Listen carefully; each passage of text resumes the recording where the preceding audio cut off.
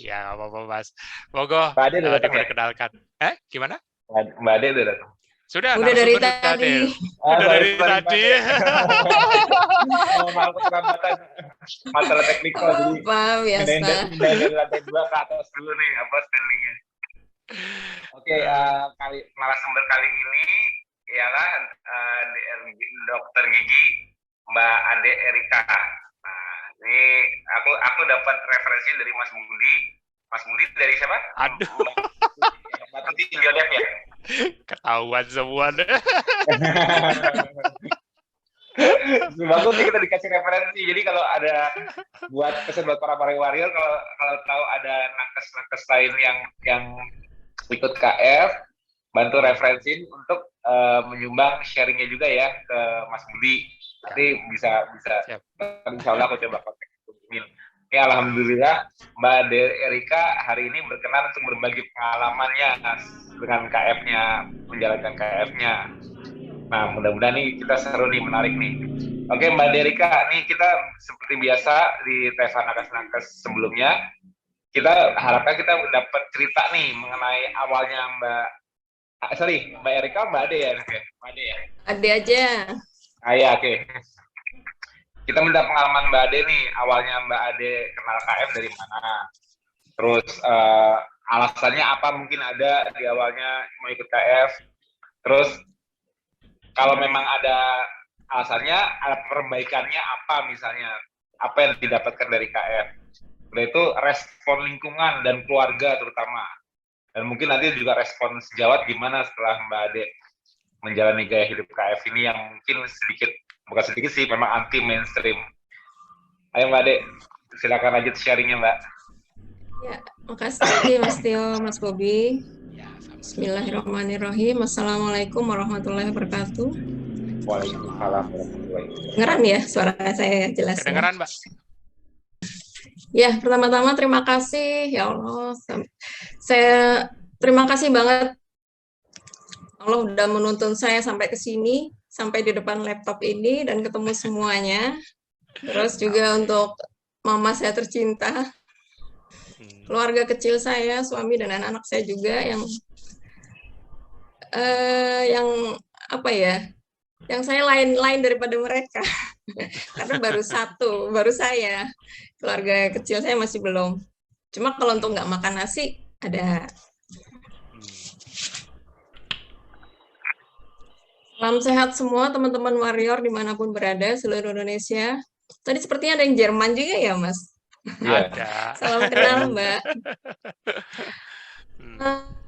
Saya awali cerita saya untuk pertama tadi awal kenal KF ya. Saya kenal dari pasien saya. Karena pekerjaan saya hanya menerima orang datang curhat. Nah, akhirnya akhirnya menjadi akrab. Pasien saya Mbak Tuti. Dia bawain anaknya untuk periksa. Nah, awalnya dicerita, tapi saya nggak ngeh. Ini apa sih maksudnya tuh, saya sama sekali tujuannya nggak ke sana. Kesan saya yang saya lihat dari beliau itu waktu itu, saya ngeliat face-nya. Ini orang mukanya kok bagus banget ya, udah usianya sama saya. Tapi sampai sekarang Mbak Tutinya nggak tahu kalau itu yang jadi nggak pernah cerita. Ada yang penasaran jadi ceritanya. Saya buka di sini ya. Cuma saya pengen nanya pakai skincare apa sih gitu loh. Biasanya kan kita nanya skincare-nya apa gitu. Kata Mbak Jen. Cuma nggak pernah tersampaikan sampai sekarang. Akhirnya beliau sering datang. Malah pas lagi saya pernah suatu saat pagi saya lagi kosong, semua diceritakan. Tetap saya masih nggak ngeh. Ini apa sih maksudnya? Gitu masih belum paham. Lah itu saya memulainya pas di bulan September 2020. Saya ingat itu hari Kamis karena pas saya puasa. Nah, saya sudah sebelumnya saya sudah jalanin Daud, Mas. Ini yang sudah tahun ke-6, alhamdulillah tahun ini. Lah itu Kamis sore saya dijemput sama Mbak Tuti ke rumahnya Mbak Besidik, dianterin. Saya cerita juga, saya mau tahu Cuma saya nggak mau Daud saya gagal gitu. Daud saya berhenti hanya gara-gara ini. Nah, terus sore itu saya diajak ke rumah Babe, cerita-cerita juga sih Babe tentang keton segala macam. Saya masih nggak ngeh. Masih belum. Yang saya tahu cuma nggak makan nasi gitu. Terus Babe juga cerita putranya Mas Tio gini-gini. Saya oh iya saya hanya ya gitulah. Tapi tetap di kepala saya belum ada bayangan apa-apa. Terus saya pulang buka puasa itu saya udah nggak makan nasi. Jadi buka Kemis itu saya nggak makan nasi, udah hanya ya dibilang proteinnya aja. Saya coba makan telur. Nah, mulailah saya menjalanin KF hari pertama. Amunisinya sebelum udah siapin. Amunisinya ini udah saya siapin semua. Pas hari Jumatnya udah mulai rasanya macam-macam nih. Karena semalam saya buka dari pagi kan puasa, nggak makan. Jumat paginya saya sudah langsung sore diare. Oke. Sampai ada kali 30 kali lebih itu sampai hari Sabtunya. Hati-hati dehidrasi gitu. Iya, tapi terus minum. Terus amunisinya juga terus, VCO-nya juga terus, sampai itu sudah akhirnya nggak tahan, masuk muntah, masukin telur muntah, jadi atas bawah keluar semua, lemas. Jumat waktunya praktek juga bisa, akhirnya tidur sampai hari Sabtu. Sabtu waktunya saya juga praktek. Nggak masuk itu. Terus saya bilang, udah Bu saya nggak kuat, saya nggak tahan udah. Bu Tuti, saya mau makan Quaker ya. Nggak boleh Bu, Quaker nggak boleh. Aduh Laris, gimana kalau Quaker nggak boleh? Tapi saya nekat, saya masak aja. Terus saya dapur, saya masak Quaker, saya makan. Kok enakan, saya bilang. Ya udah, itu hari sampai Sabtu. Sabtu semalam sudah enakan. Akhirnya sampai hari Minggunya udah reda semuanya. Nggak enak saya hari Minggu udah segar. Saya sudah keluar kota waktu itu kalau nggak salah. Seninnya, saya coba lagi. Bandel. Penasaran. Senin saya coba lagi. Udah. Senin dan seterusnya itu kok aman. Dan akhirnya menu saya sejak itu saya udah nggak kenal nasi lagi, hanya telur waktu itu yang saya suka, jadi makan telur. Ini terus kok enak juga ya lama-lama. Maksudnya saya nggak repot harus menyiapkan menu-menu semua gitu loh. Kalau nggak salah setelah seminggu berjalan saya coba puasa, Daud saya jalani lagi. Terus kok bisa? Gak masalah. Tapi tetap saya masih sahur waktu itu. Saya sahur juga pakai telur. Udah akhirnya berjalan sudah seperti biasa normal. Mulai saya ayam, ikan dan segala macam. Udah terus lancar aja. Nah yang saya bikin nyaman itu kok tenaga saya kok makin ini ya. Kayak tenaga kuda. Tenaga saya makin powernya makin strong banget. Biasa saya kalau praktek itu kalau udah pasien banyak itu kaki saya nggak kuat Mas. Saya langsung masuk ngeletak tidur pasti kaki saya angkat karena udah kecapean. Waktu itu kok nggak ada ya? Kok nggak ngerasa ya kaki kok nggak pegel-pegel lagi gitu. Saya juga punya kalau biasa bangun tidur napak gitu ke lantai itu juga sudah mulai pacekot. Dulu nggak bisa namanya makan udang, cumi itu makan tapi cuma sedikit. Pasti ada sesuatu lah di kaki saya. Sekarang udah hilang semua itu. Hilang semua dan BB yang berawal dari 61 60-nya sudah mau naik jarumnya. Udah hampir mendekati 61. Oke. Angsur-angsur Turun. sekarang turun. Kok enak ya baju. Tingginya berapa, Mbak? Saya 157. Oh, 157. Iya. Ya, sekarang di BB 53. Mantap.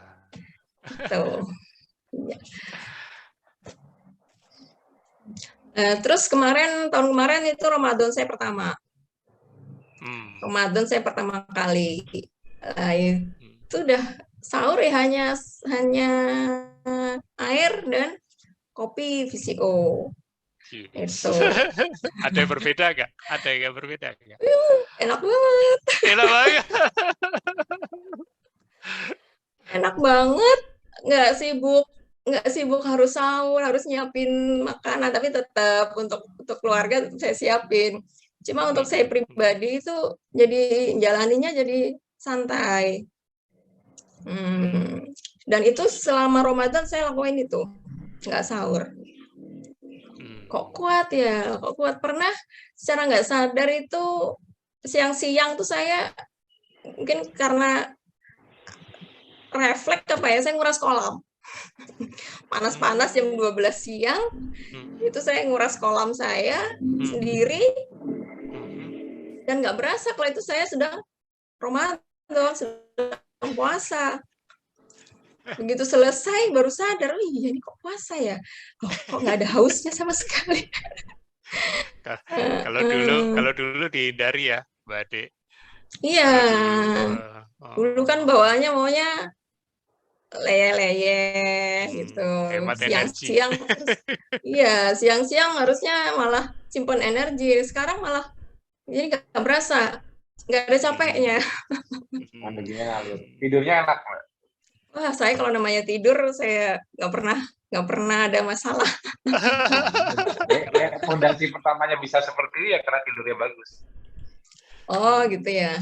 Jadi saya jam 12 tuh saya habis luhur, saya biasanya sudah di rumah. Karena saya mau tidur gitu loh. Jadi kan saya praktek kan sampai jam 11 siangnya. Jadi saya sudah langsung maunya pulang. Langsung pengen pulang. Sudah nggak ada namanya mampir-mampir gitu, sudah nggak kepengen. Maunya langsung pulang, makan, terus tidur. Nanti habis menjelang asar saya baru bangun. Nah itu saya terus baru praktek lagi. Malam praktek pun saya batasin cuma sampai jam 7 sekarang. Jam 8 saya udah tutup. Nah, jam 9 saya udah siap-siap masuk kamar, jam 10 saya udah tidur. Nggak mau kehilangan tidur siang. Tidur siang itu enak banget.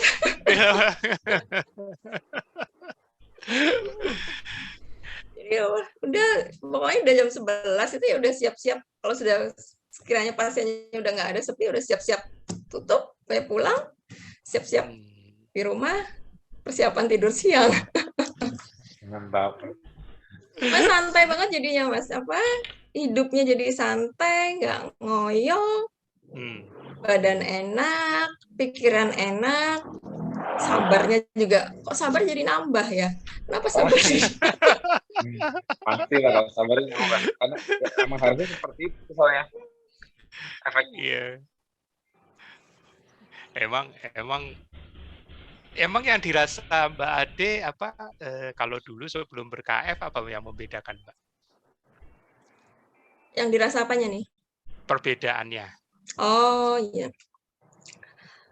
Dulu saya ngoyo. Kenapa ya? Nggak tahu. Ya. Emosi mungkin lebih ya. Emosi saya lebih. Sekarang kok sabar, syukur. Itu saya rasain banget. Menikmati hidup itu jadi benar-benar berasa, oh ini hidup saya ini enak banget.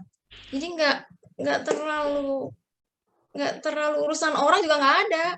Pokoknya kerjaan saya cuma di pasien, kerjain mereka, udah pulang ke rumah.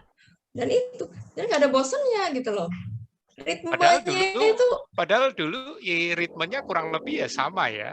Kalau dulu loh. Ya sama, cuma banyak bergaul kali ya sama teman-teman. Apa mungkin saya yang menghindar ya teman-teman, tapi ya nggak tahu juga karena kalau udah kumpul sama teman-teman repot saya makannya nanti. Oh, oke. Pokoknya bawaan saya mau pulang. Tapi alhamdulillah teman-teman saya udah pada tahu, sudah tahu saya perubahan saya. Malah kalau saya bertamu ke rumah mereka, salah satu ada yang langsung mereka masuk ke dapur ngapain? Ngerebusin telur buat saya. Jadi suguhannya telur. Ada pasien saya juga kadang bawain kue, udah nggak bawain kue lagi, bawain telur. Oh, Belum ada yang bawain kue keto ya? Bawain apa? kue-kue gitu. Ya? Belum. Itu. Pokoknya saya menikmatin banget sekarang. Jadi makan enak, buntut, cumi, udang, usus sapi itu 1 kilo bisa sehari saya habisin. Mantap. Kayaknya dulu berusaha dihindari banget ya Mbak Ade ya. Dulu saya nggak suka. Ususnya saya modifikasi segala macam jadi enak. Otak itu juga itu udah nggak bisa nahan. Berarti ini cerita tersembunyi sebenarnya selama ini. Kalau makan di rumah, jadi saya masak sendiri, saya pasti beli ke tukang daging, saya stok di kulkas. Masak sendiri, jarang warung, jarang sudah. Pokoknya pulang kerja, bawanya langsung mau pulang, mau makan. Ususnya juga saya isi lagi dalamnya penuh isi telur. Allah. Buntut 1, udah. Ada respon dari teman-teman sejawat nggak waktu tahu perubahannya? Banyak namanya kita.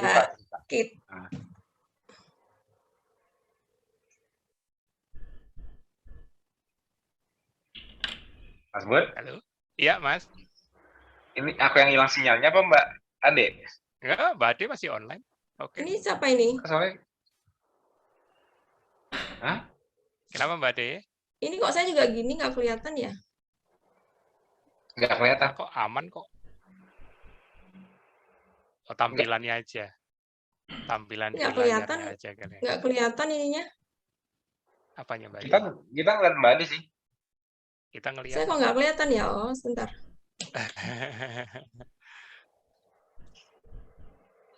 Itu di belakang Mas Budi siapa yang ngobrol, Mas? Enggak, itu background, Mas. Oh, jangan gitu loh, Mas.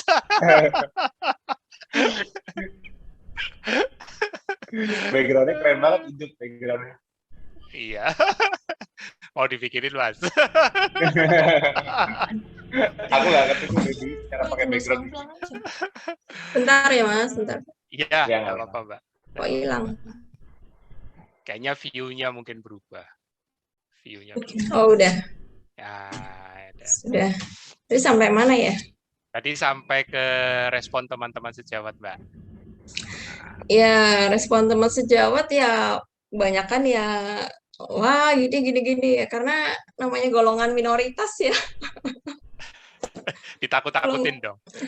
Ya, banyak nakut-nakutin, ngasih inilah segala macam, tapi ya kan saya sudah pernah berada di posisi mereka waktu makan karbo, tapi mereka kan belum pernah ada di posisi saya gitu loh. Karena kan juga yang merasakan kan saya. Yang merasakan badan saya enak, hidup saya enak, santai, emosi saya juga sabar saya nambah, itu kan saya. Itu nggak ngejar hidup apa adanya gitu loh. Itu yang saya rasain banget. Mereka kan nggak tahu. Jadi ya udah saya, oh ya. Ya gitu aja. Aja lah ya. Iyain aja lah ya. Tapi ya begitu saya tawarin mereka makan usus, makan buntut, nggak mau. Oh, koles, gila lu makan buntut 1. Makanya cobain. Karena kalau belum coba kan kita nggak tahu, Mas Bobi. Kalau hanya ngelihat luar, kita nggak tahu. Tapi setelah dicoba, gimana rasanya kan kita sendiri yang merasakan. Jadi ya kalau saya mengajak mereka masih belum, ya itu semuanya kan hidayah Allah yang kasih, yang membuka menutup hati. Ya, saya juga berada di sini juga sudah ditakdirkan diantar Bu Tuti ketemu Babe kan seperti itu. Walaupun Kembali awalnya lagi. ada gejala withdrawal, pertama kali nggak ketemu karbo langsung mual-mual, langsung itu stres, itu sebetulnya itu cerminan stres di badan, Mbak. Jadi itu menunjukkan bahwa Mbak itu sebelum kenal KF itu, kalau Mbak lemas, Mbak apa, Mbak nutupin gejalanya dengan apa? Makan karbo. Begitu Mbak makan karbo atau minum teh manis apa badan enakan, betul nggak? Sebelum KF. Sebelum KF, iya. Ya, jadi kayak nambahnya itu paling mudah ialah kalau bergejala, misalnya Mbak ada mual, pusing atau lemes atau apa, masuk karbo langsung enak badannya, betul nggak? Iya. Nah, makanya begitu Mbak pertama kali ngelepas karbo waktu hari Kamis, hari Kamis atau Jumat ya lupa tadi, Kamis ya? Kamis malam, maaf, buka puasa. Buka puasa nggak pakai karbo, paginya langsung mual-mual, paginya kan mual-mual. Nah, itu artinya apa? Mbak cuma melalui, kan pada saat Mbak buka puasa hari Kamis itu kan Mbak nggak masukin karbo tuh. Artinya Mbak tidak mengisi glikogen di liver sama sekali. Artinya gluconeogenesis di liver tadi diandalkan untuk menyuplai gula, sedangkan Mbak gulanya belum otaknya masih cari gula. Nah, begitu Mbak tidur itu kan puasa, nggak masukin apa-apa. Nah, begitu Mbak bangun pagi, itu udah puasanya udah berapa jam tuh berarti? Sekitar 8-10 jam kan? 8-10 jam bangun, prolong dari pas hari itu Mbak nggak makan terakhir, mukanya nggak masuk karbo, tapi masuk karbonya kan pas sahurnya kan waktu hari Kamis kan? Iya. Itu sudah menunjukkan bahwa Mbak itu badannya langsung teriak stres karena nggak dapat gula. Itu menunjukkan bahwa tubuhnya sangat ketergantungan sekali dengan namanya gula. Makanya itu Mbak langsung kayak gejalanya kayak mual, kayak gemeter, apalagi gejalanya apa aja tadi Mbak? Sering? Ya itu keluar atas bawah. Iya kayak diare. Asam lambungnya juga naik, fluktuatif. Itu sebetulnya ciri-ciri simpatetik tone yang naik. Saraf simpatetiknya meningkat karena apa? Tubuh Mbak itu teriak nyari gula. Makanya nuruninnya lagi waktu hari apa tuh Mbak masukin Quaker itu? Sabtu. Ya kalau Sabtu. Atau hari Sabtu Mbak masuk Quaker langsung enakan kan? Enak. Nah, ya itulah. Untungnya Mbak mau mencoba kembali. Kalau enggak, Mbak, terus ya. Mbak seumur hidup akan menggunakan karbohidrat untuk menutupi gejala energi stres. Jadi yang terjadi di Mbak itu disebut namanya energetic stress, energetic metabolic stress. Tubuhnya itu belum bisa bakar lemak, tapi masih nyari gula, tapi gulanya udah mulai loss. Dan waktu itu keton Mbak juga belum cepat terbuatnya, makanya belum ada kompensasinya.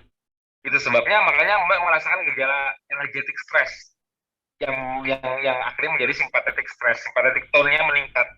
Itu yang bikin gejala Mbak itu, dan Mbak menurunkan singkatnya sama seperti dulu, Mbak masuk karbo lagi, baru enak lagi. Nah itu dia pentingnya kenapa di awal adaptasi ketosis. Justru aku sering menyarankan orang pertama kali mulai KF itu justru malah mending start weekend deh. Kalau yang memang ada yang merasa sebelum mulai KF itu selalu bergejala dan baru enak setelah makan karbo, gimana caranya supaya saya nggak bergejala saat mulai KF? Saat saya mulai ini saya nggak mau bergejala. Soalnya selama ini saya suka mahnya kambuh, harus makan.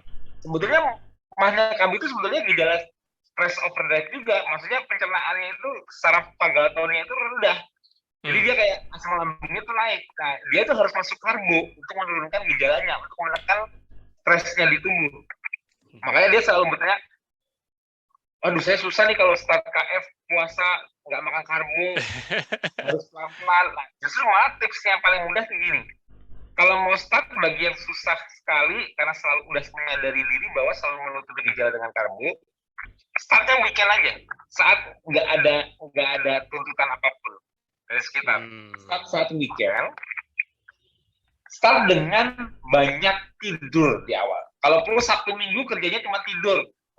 Saat hari mulai nggak makan karbo, saat posisinya sering tidur. Kenapa? Karena tidur itu menurunkan simpatetik tonnya. Kalau Mbak waktu bergejala itu Mbak posisinya kaget badannya. Puasa daun. Gejalanya ya habis puasa daun, makanya badannya tuh minta gula banget. Nah itu sebabnya, makanya aku sarankan ini kalau Mbak sih udah berhasil, ini buat yang lain ya yang lebih. Kalau memulai mudahnya pas weekend, pas kamu punya waktu untuk banyak tidur. Nih hari ini aku mulai nih pagi-pagi udah gak makan karbo lagi. Aku baru bangun, aku mau santai-santai nunggu jam 12 buka, santai-santai santai-santai aja, jangan banyak aktivitas dulu. Kalau perlu leyeh-leyeh aja dulu, kalau sampai banyak aktivitas.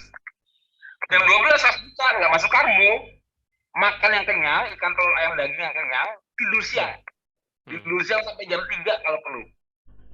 Habis itu bangun asar, santai, relax aja, ngemil, alpukat atau apa santai aja, terus siap-siap untuk tidur nanti habis isya. Jadi pas maghrib makan lagi yang kenyang, tidur lagi, lakukan terus 3-4 hari. Gini minimal Sabtu Minggu itu digunakan untuk transisi ketosisnya dengan banyak tidur dulu. Itu bakal minim gejala. Karena pada saat tubuhnya mengalami energetic stress di awal transisi, dia udah di cover di kondisi tidur lebih banyak. Nah, pada saat dia tidur malamnya juga cepet, bangunnya juga dibikin santai. Kan ada bantuan fisio juga di awal kan untuk sumber ketonnya. Terus udah itu siang tidur lagi, itu membuat smooth transisi ketosisnya di awal. Itu tips dari itu buat newbie. Kemudian kalau yang merasa berat, mulai susah, setiap 2-3 hari mulai KF, saya kok selalu bergejala ya, saya nggak kuat, akhirnya lepas lagi, gagal lagi. Gunakan tips itu. Tipsnya ialah start pas weekend atau pas lagi liburan deh, cuti 3-4 hari, banyakin tidur di awal. Abis itu kan hari keempat, kelimanya udah seger aja, nggak tidur pun nggak masalah, transisinya sudah berhasil, badannya malah tambah segar. Nah kalau Mbak kemarin tuh akhirnya udah masuk ke dalam transisinya, makanya Mbak udah gampang pas mulai lagi. Nah gitu. Itu tipsku. Jadi jangan banyak terjaga, jangan terlalu, walaupun di KF nyuruh olahraga, nggak perlu kalau perlu di awal. Kan masih adaptasi. Kan baru mau transisi, bukan betul. Wah, aku mulai KF nih, aku pagi-pagi mesti latihan beban. Iya. Nantinya kalau KF-nya udah adaptasi, udah dari gaya hidup, baru jangan mager. Aku mau olahraga kalau pagi fresh. Iya. Kayaknya Mbak Ade kalau pagi aja kayak nggak bisa diem. Kalau tidurnya bagus, bawaannya pengen gerak nggak, Mbak? Iya, pengen gerak. Jadi saya kadang pagi pasar jalan. Lihat keren. Tanjakan itu udah maunya nanjak. Iya itu kalau dia, pergi makanya. Ke luar kota harus kalau ada kolam renang, ada gym, kayaknya masuk. Berarti maksud Mas Tio, berarti puasa yang diadaptasi itu dibantu dengan kondisi tidak terjaga ya, supaya jadi stres tubuh saat transisi kan walaupun itu rendah. Betul. Jadi gini, intermittent fasting itu artinya apa? Intermittent fasting berkala, puasa berkala. Nah, di KF itu intermittent fasting yang dibilang 16 jam puasa itu apa? Dari jam berapa sampai jam berapa? Jam 8 malam jam 8 sampai jam 12. Ya. Nah, sekarang berarti ada dua periode dalam intermittent fasting. Betul kan? Nah, intermittent fasting secara terjaga dan tidak terjaga alias tidur. Nah, sekarang aku tanya, puasa itu relax apa stres? Stres. Betul kan? Stres ya. Tapi Mbak setelah ketosis menjalankannya puasa yang harusnya stres, berasa relax nggak? Jadi enak. Nah, artinya walaupun puasa itu stres, walaupun olahraga itu stres ke badan, tapi karena karena Mbak udah adaptasi, vagal tone meningkat, terasa rileks nggak? Rileks banget, nggak berasa kalau puasa malahan. Nah, itulah tujuannya ketosis, membuat puasa itu jadi mudah, olahraga itu jadi mudah tanpa perlu makan lebih dulu. Nah, itu yang aku maksud. Nah, kembalikannya, kalau pada saat tidur itu udah pasti rileks dong. Kadang kalau nggak rileks, gimana caranya orang bisa tidur? Iya. Betul nggak? Iya. Nah, itu dia. Jadi kuncinya kalau di awal tetap intermittent fasting, tapi perlebar jendela intermittent fasting yang udah pasti rileks. Karena kalau intermittent fastingnya tuh terjaga, belum adaptasi, ya udah pasti rasa terasa nggak di badan? Terasa banget. Terasa. Nah, itu mual banget. Jadi yang dimaksud, jadi intermittent fasting itu tetap, tapi kondisinya tidak terjaga. Mau kerasa apa stresnya? Enggak kan? Jadi intermittent. Dan jadi IF 16 jam itu IF 16 jam yang harusnya misalnya 8 jam itu tidak terjaga, 8 jam terjaga. Karena kalau perlu 12 jamnya tidak terjaga. Jadi yang terjaganya hanya sedikit. Udah pasti rileks nggak? Harusnya. Nah, itu tadi di awal. Nah, lama-lama setelah kita adaptasi, baru kita bisa 8 jam tidak terjaga, 8 jam terjaga. 8 jam terjaganya udah enteng loh. Enteng. Itu dia rahasianya. Rahasia makanya nih, kemarin tuh aku ada posting di grup KF. Posting mana ya postinganku ya? Aku lagi nyari. Aku ngingetin kuncinya di KF itu seperti apa. Mas Tapi ini menarik. Aku enggak kayaknya, Mas. Enggak tahu. Coba nanti. Ya? Tapi ini menarik, maksudnya Mbak Ade kan tipenya juga enggak mau pusing ya. Walaupun ya berasa dulu sebelum KF kan juga ya tidak sekalem sekarang gitu kan. Tapi itu tadi yang Mbak Ade cerita, gagal, sempat makan Quaker, tapi masih mau nyoba lagi tuh. Penasaran. Senin saya ulang lagi, terus seminggu kemudian puasa, terus sebulan kemudian saya coba udah WF. Jadi WF juga. Iya, karena waktu itu di grup itu pada bareng-barengan, ayo WF bareng. Saya cuma diam, ini apa sih saya bilang, gimana ini ya, akhirnya penasaran mereka WF, saya coba saya lihat dulu. Terus setelah kira-kira sebulan 2 bulan apa gitu ya, saya coba langsung WF 3, Babe yang dampingi. Wah, itu juga hampir sama kayak waktu memulai. Oh, berasa juga ya, naik juga ya. Berasa mual tapi juga. mualnya malam, cuma malam itu aja. Jadi dari pas malam besoknya mualnya itu. Cuma tenaganya makin lebih dari yang makin lebih. Soalnya pas waktu itu juga siangnya aktivitasnya lagi jadi panitia, udah kesana kesini, seliweran kesana kesini, sampai rumah baru saya terasa.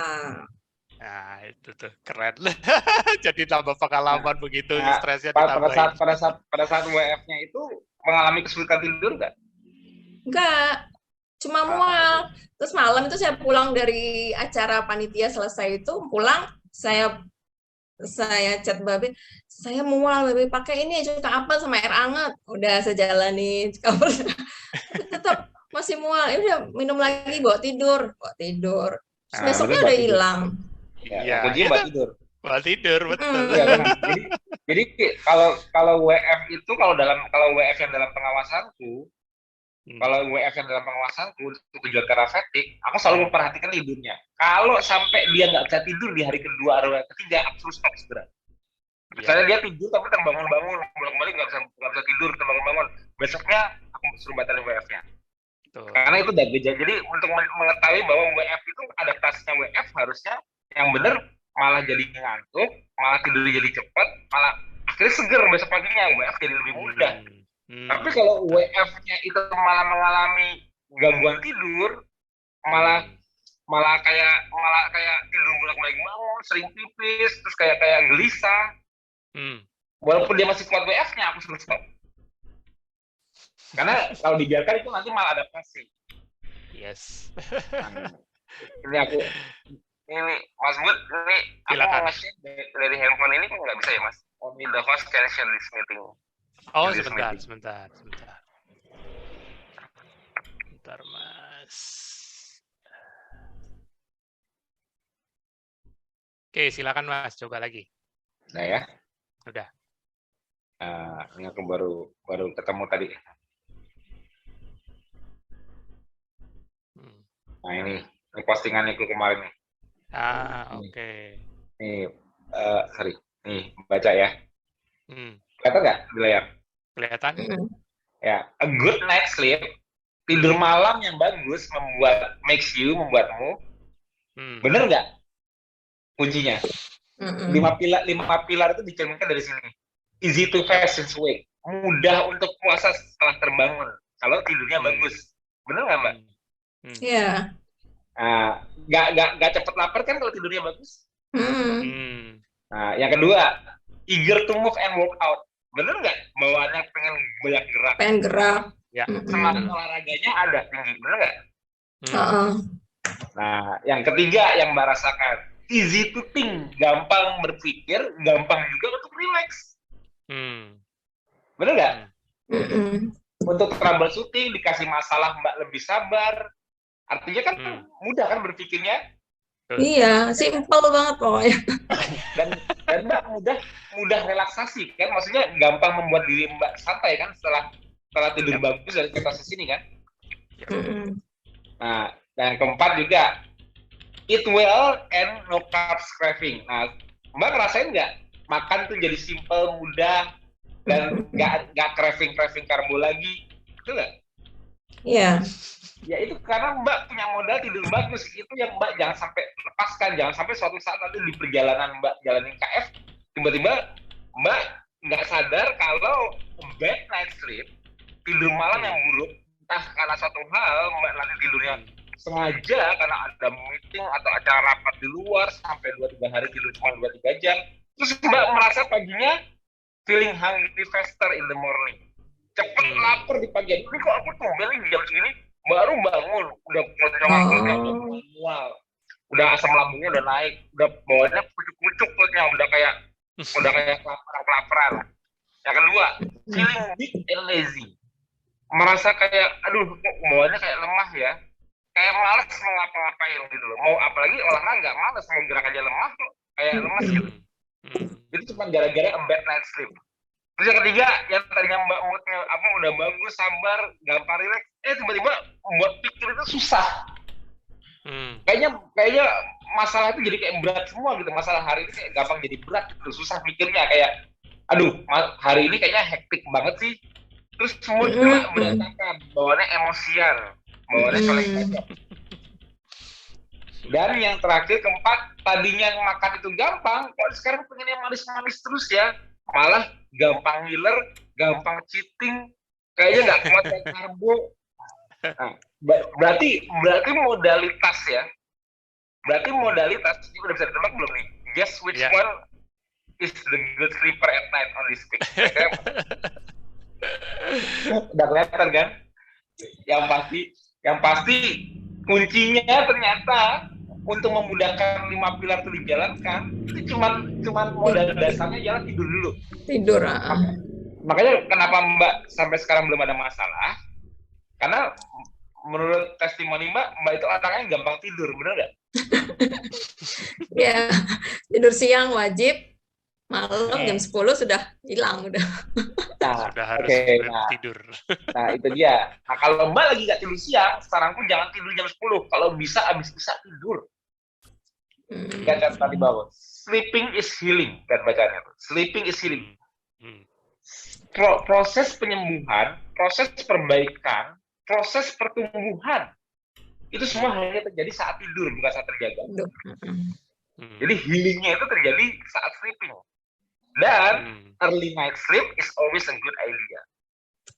Jadi selalu kalau ada waktu nggak penting untuk terjaga, mendingan abis isya tidur lebih awal itu selalu ide bagus. Kenapa? Karena besok pagi bisa mulai segalanya lebih cepat, kerjaannya bisa dimulai lebih dini karena udah bawaannya pengen bergerak, bawaannya udah bisa aktif mikir, udah bisa apapun urusan duniawi dikerjakan sejak pagi-pagi kalau perlu. Habis subuh udah fresh, mau ngapain bisa. Jadi sebabnya early night sleep itu selalu ide paling bagus. Kalau nggak ada yang dibutuhkan banget, nggak ada Zoom meeting, nggak ada apa, aku bilang tidur deh, daripada aku nonton, daripada aku tidur. Jadi mempercepat enough of the day. Jadi hari ini udah selesai, udah cukup, aku mau buru-buru tidur nggak bisa. Itu ide paling bagus kalau mau selalu mudah menjaga KF. Nah, kalau Mbak tidur lebih cepat, bangun lebih pagi jam 8, habis bangun, coba deh, Mbak belum tentu pengen tidur siangnya. Malah seger. Malah pengen gerak. Saya 2:30 udah bangun. Jam 3, 2:30 udah bangun. Terus nggak tidur, baru tidur siang habis luhur. Nah, sekarang coba Mbak kejar. Ini aku cuma ngasih masukan buat Mbak. Sebetulnya Mbak udah oke karena digantikan tidur siangnya. Aku pengen Mbak nyoba mulai malam ini tidurnya habis isya. Ya. Tapi ada syaratnya. Ini juga masukan buat para newbie ya. Ini aku mau stop screen dulu. Share screen dulu. Udah ya? Udah, Mas. Udah? Jadi ini masukan buat para newbie juga. Ini kadang-kadang orang terbalik. Aku selalu menyarankan gini. Kalau bisa, porsi makan terakhir dalam jendela makan di fase masing-masing itu selalu yang paling terbesar dibanding porsi saat buka. Karena kebanyakan orang saat buka mereka makannya yang lebih banyak, pengen buru-buru kenyang karena mikir aku udah habis puasa nih. Aku makannya maunya kenyang, full. Kadang-kadang saat mereka, kalau orang yang kerjanya bukan seperti Mbak, misalnya mereka di kantor atau di mana yang masih harus bekerja, tidak punya waktu tidur siang, itu justru malah makan kenyang ini membuat mereka lemah. Karena mereka jadi ngantuk, bawaannya pengen tidur, sleepy, karena udah buru-buru pengen kenyang banget saat buka di awal. Dan yang bikin kesalahan lagi ialah sering kadang-kadang mereka merasa sorenya pas udah pulang masih kenyang karena kan mereka kekenyangan dari siang nih, makanya kenyang. Aku pas udah pulang aku makannya dikit aja deh, masih kenyangan tadi, jadi makannya cuma dikit aja, kalau nggak aku skip deh, nggak usah makan, kalau nggak ngomel aja dikit. Nah abis itu tau nggak efeknya apa? Mereka tidur cepat sekalipun karena makannya masih kenyang terus mereka makan sedikit sebelum tidur, pada saat mereka tidur bolak-balik terbangun. Iya. Mereka nggak sadar. Nah, sebetulnya mereka terbangun karena tubuhnya udah mulai masuk jendela fasting. Tapi kenapa? Udah nggak feeling lagi. Tekanan sleep drive-nya udah turun. Dorongan untuk tidurnya dari makannya itu udah turun. Kenapa? Kenyangnya tadi. Dorongan tidurnya tadi siang. Bawaannya sleepy terus, lemes. Makanya begitu sampai rumah, udah agak seger lagi, masih ada kenyangnya, makannya dikit aja. Akhirnya malamnya apa tau nggak? Malamnya bolak-balik bangun. Atau bangunnya cepet. Bangun jam 1, jam 2, udah nggak bisa tidur lagi. Udah seger. Jadi tidurnya nggak maksimal. Nah, itu sebabnya aku kasih tips untuk memudahkan pola KF ini. Apalagi kalau yang bekerja di weekdays, yang kerjanya nggak bisa dengan tidur siang, itu malah saranku nggak perlu tidur siang dan malah aktif aja, makan aja seporsi atau beberapa porsi makan, tapi jangan sampai kekenyangan. Kalau mau ngemil lagi nanti jam 3 ngemil aja. Pastikan selalu menyiapkan the best meal, makanan paling spesialnya. Aku nanti mau goreng apa tadi Mbak, sekarang otak apa? usus isi. Apa yang Mbak rasa makanan real food paling terkenal, itu Mbak save the best for last. Pada saat Mbak sudah di rumah pasti kan lebih rileks dong. Kalau udah sore, udah mau tidur mau ngapain lagi? Itu kan udah jendela paling rileks kan? Biar super rileks di jendela itu, saat dia di rumah udah nggak ada tuntutan dari lingkungan, nggak ada pasien, nggak ada kerjaan. Itulah saat kita menikmati makanan yang paling terenak yang kita rencanakan hari itu dengan porsi yang paling besar dan pengennya kenyang langsung. Terakhir. Nah, tekniknya kayak gitu. Jadi lupakan itu yang teori lama. Lo kalau saya makan malam banyak saya jadi gemuk lagi. Lupakan itu teorinya orang makan karbo. Betul, orang makan karbo malam-malam kebanyakan lo pasti gemuk, itu dijamin. Kita nggak makan karbo. Jadi teorinya kebalik. Kalau kita nggak makan karbo, tapi kita makan siang yang banyak, kita malah dilemahkan di siang hari. Pada saat mungkin kita dituntut produktivitas secara fisik. Makanya contohnya kayak aku gini, saat kayak lagi TFH kayak gini, aku jelas pilih nggak mau makan dong. Bisa loyo aku kalau seger, fresh. Aku tadi habis nge-gym, wah udah badan seger, aku pertahankan kesegeranku dengan cara apa? Aku nggak makan dulu. Tapi aku udah siapin, wah nanti sore nih salmon tuna, lagi ada salmon, wah udah kalau mau dibayangin sekarang ngekes, tapi kayak bikin semangat untuk nggak sabar untuk buka nanti sore, makan kenyang pol, tidur pules. Jadi bayanganku tuh selalu save the best for last.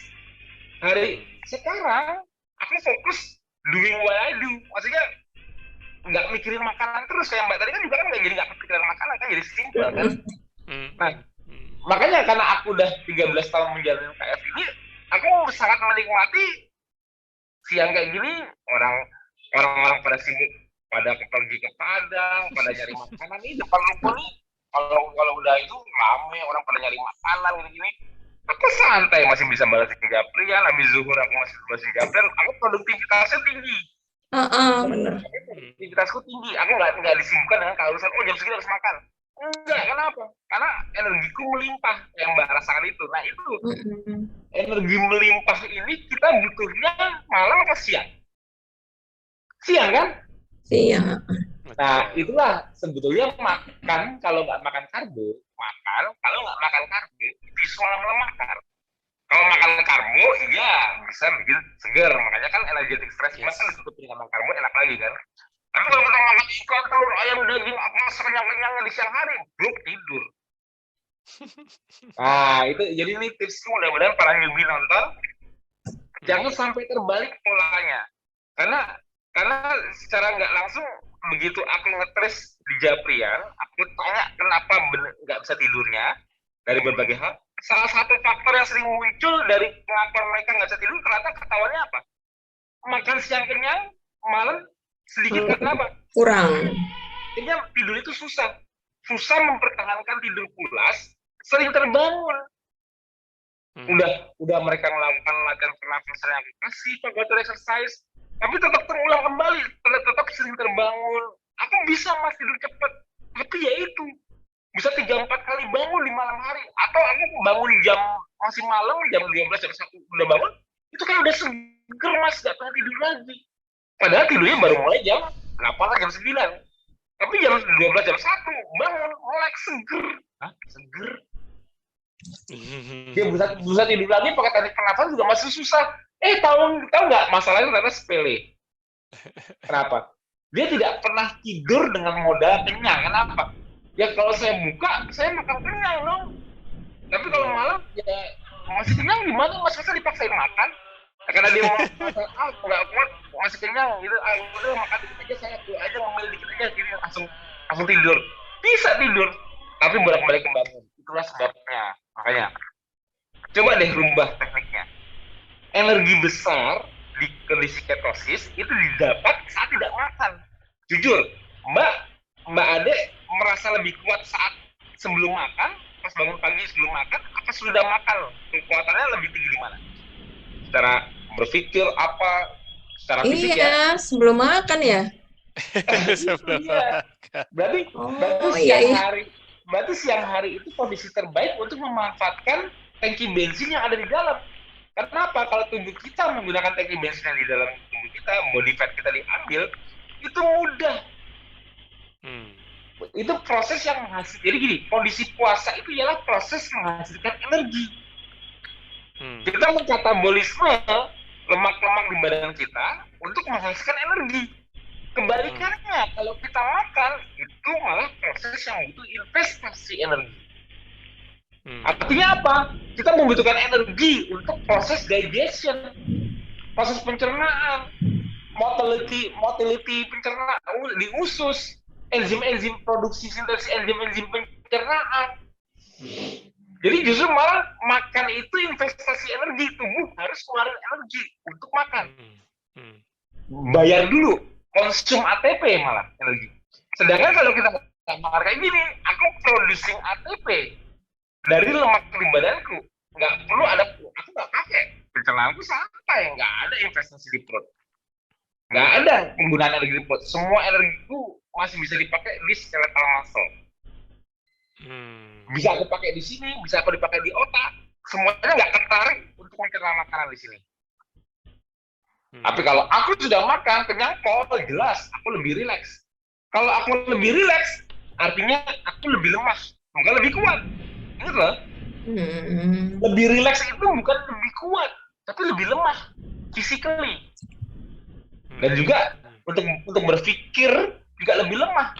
Pikir lebih rileks, tapi untuk troubleshooting turun. Untuk berpikir, putar otak, mencari jawaban, apapun yang dibutuhkan untuk muter, turun. Tapi rileks, santai. Rileks artinya apa? Rileks artinya karena aku udah makan kenyang, aku rileks, pikiranku udah gak bisa mikir apa-apa lagi. Masalah kerjaannya besok, suruh mikir apa juga udah gak bisa. Kenapa? Karena udah kenyang, rileks. Ya itu yang dibutuhkan untuk apa? Untuk tidur kan? Udah gak ada pikiran, udah pikiran gak melayang lagi. Kenapa? Karena udah gak bisa mikir, udah rileks. Karena udah bawaannya udah full, udah kenyang nampol, udah bunga, udah napas udah pendek-pendek dah. Kenapa? Penuh, kekenyangan. Itu yang dibutuhkan untuk tidur. Sleep drive dari makanan. Dan juga karena yang terenak di makanan di paling akhir juga puas. Aduh, tadi gue makan enak banget. Nikmat tampol. Jadi kenyang di perut, kenyang di otak, nggak ada pikiran. Nah itulah. Tapi ini kan aku. Tapi kan kalau di para warrior kan nggak mungkin dong makannya kayak aku. Pasti kan siang juga makan kan. Apalagi yang nyubi kan. Nah itu sebabnya makan tetap, tapi kalau merasa harus produktif, harus sibuk, merasa masih banyak harus dikerjain, harus kerjakan, jangan lemahkan dirimu dengan makan kebanyakan. Makan untuk merilekskan, tapi merileksin dikit, bukan melemahkan total. Memberikan efek rileks, tapi nggak total melemahkan. Artinya kita makan hanya untuk menegakkan punggung aja. Ngerti nggak? Makan hanya untuk menegakkan punggung aja di siang hari. Jadi kan, dah selesai.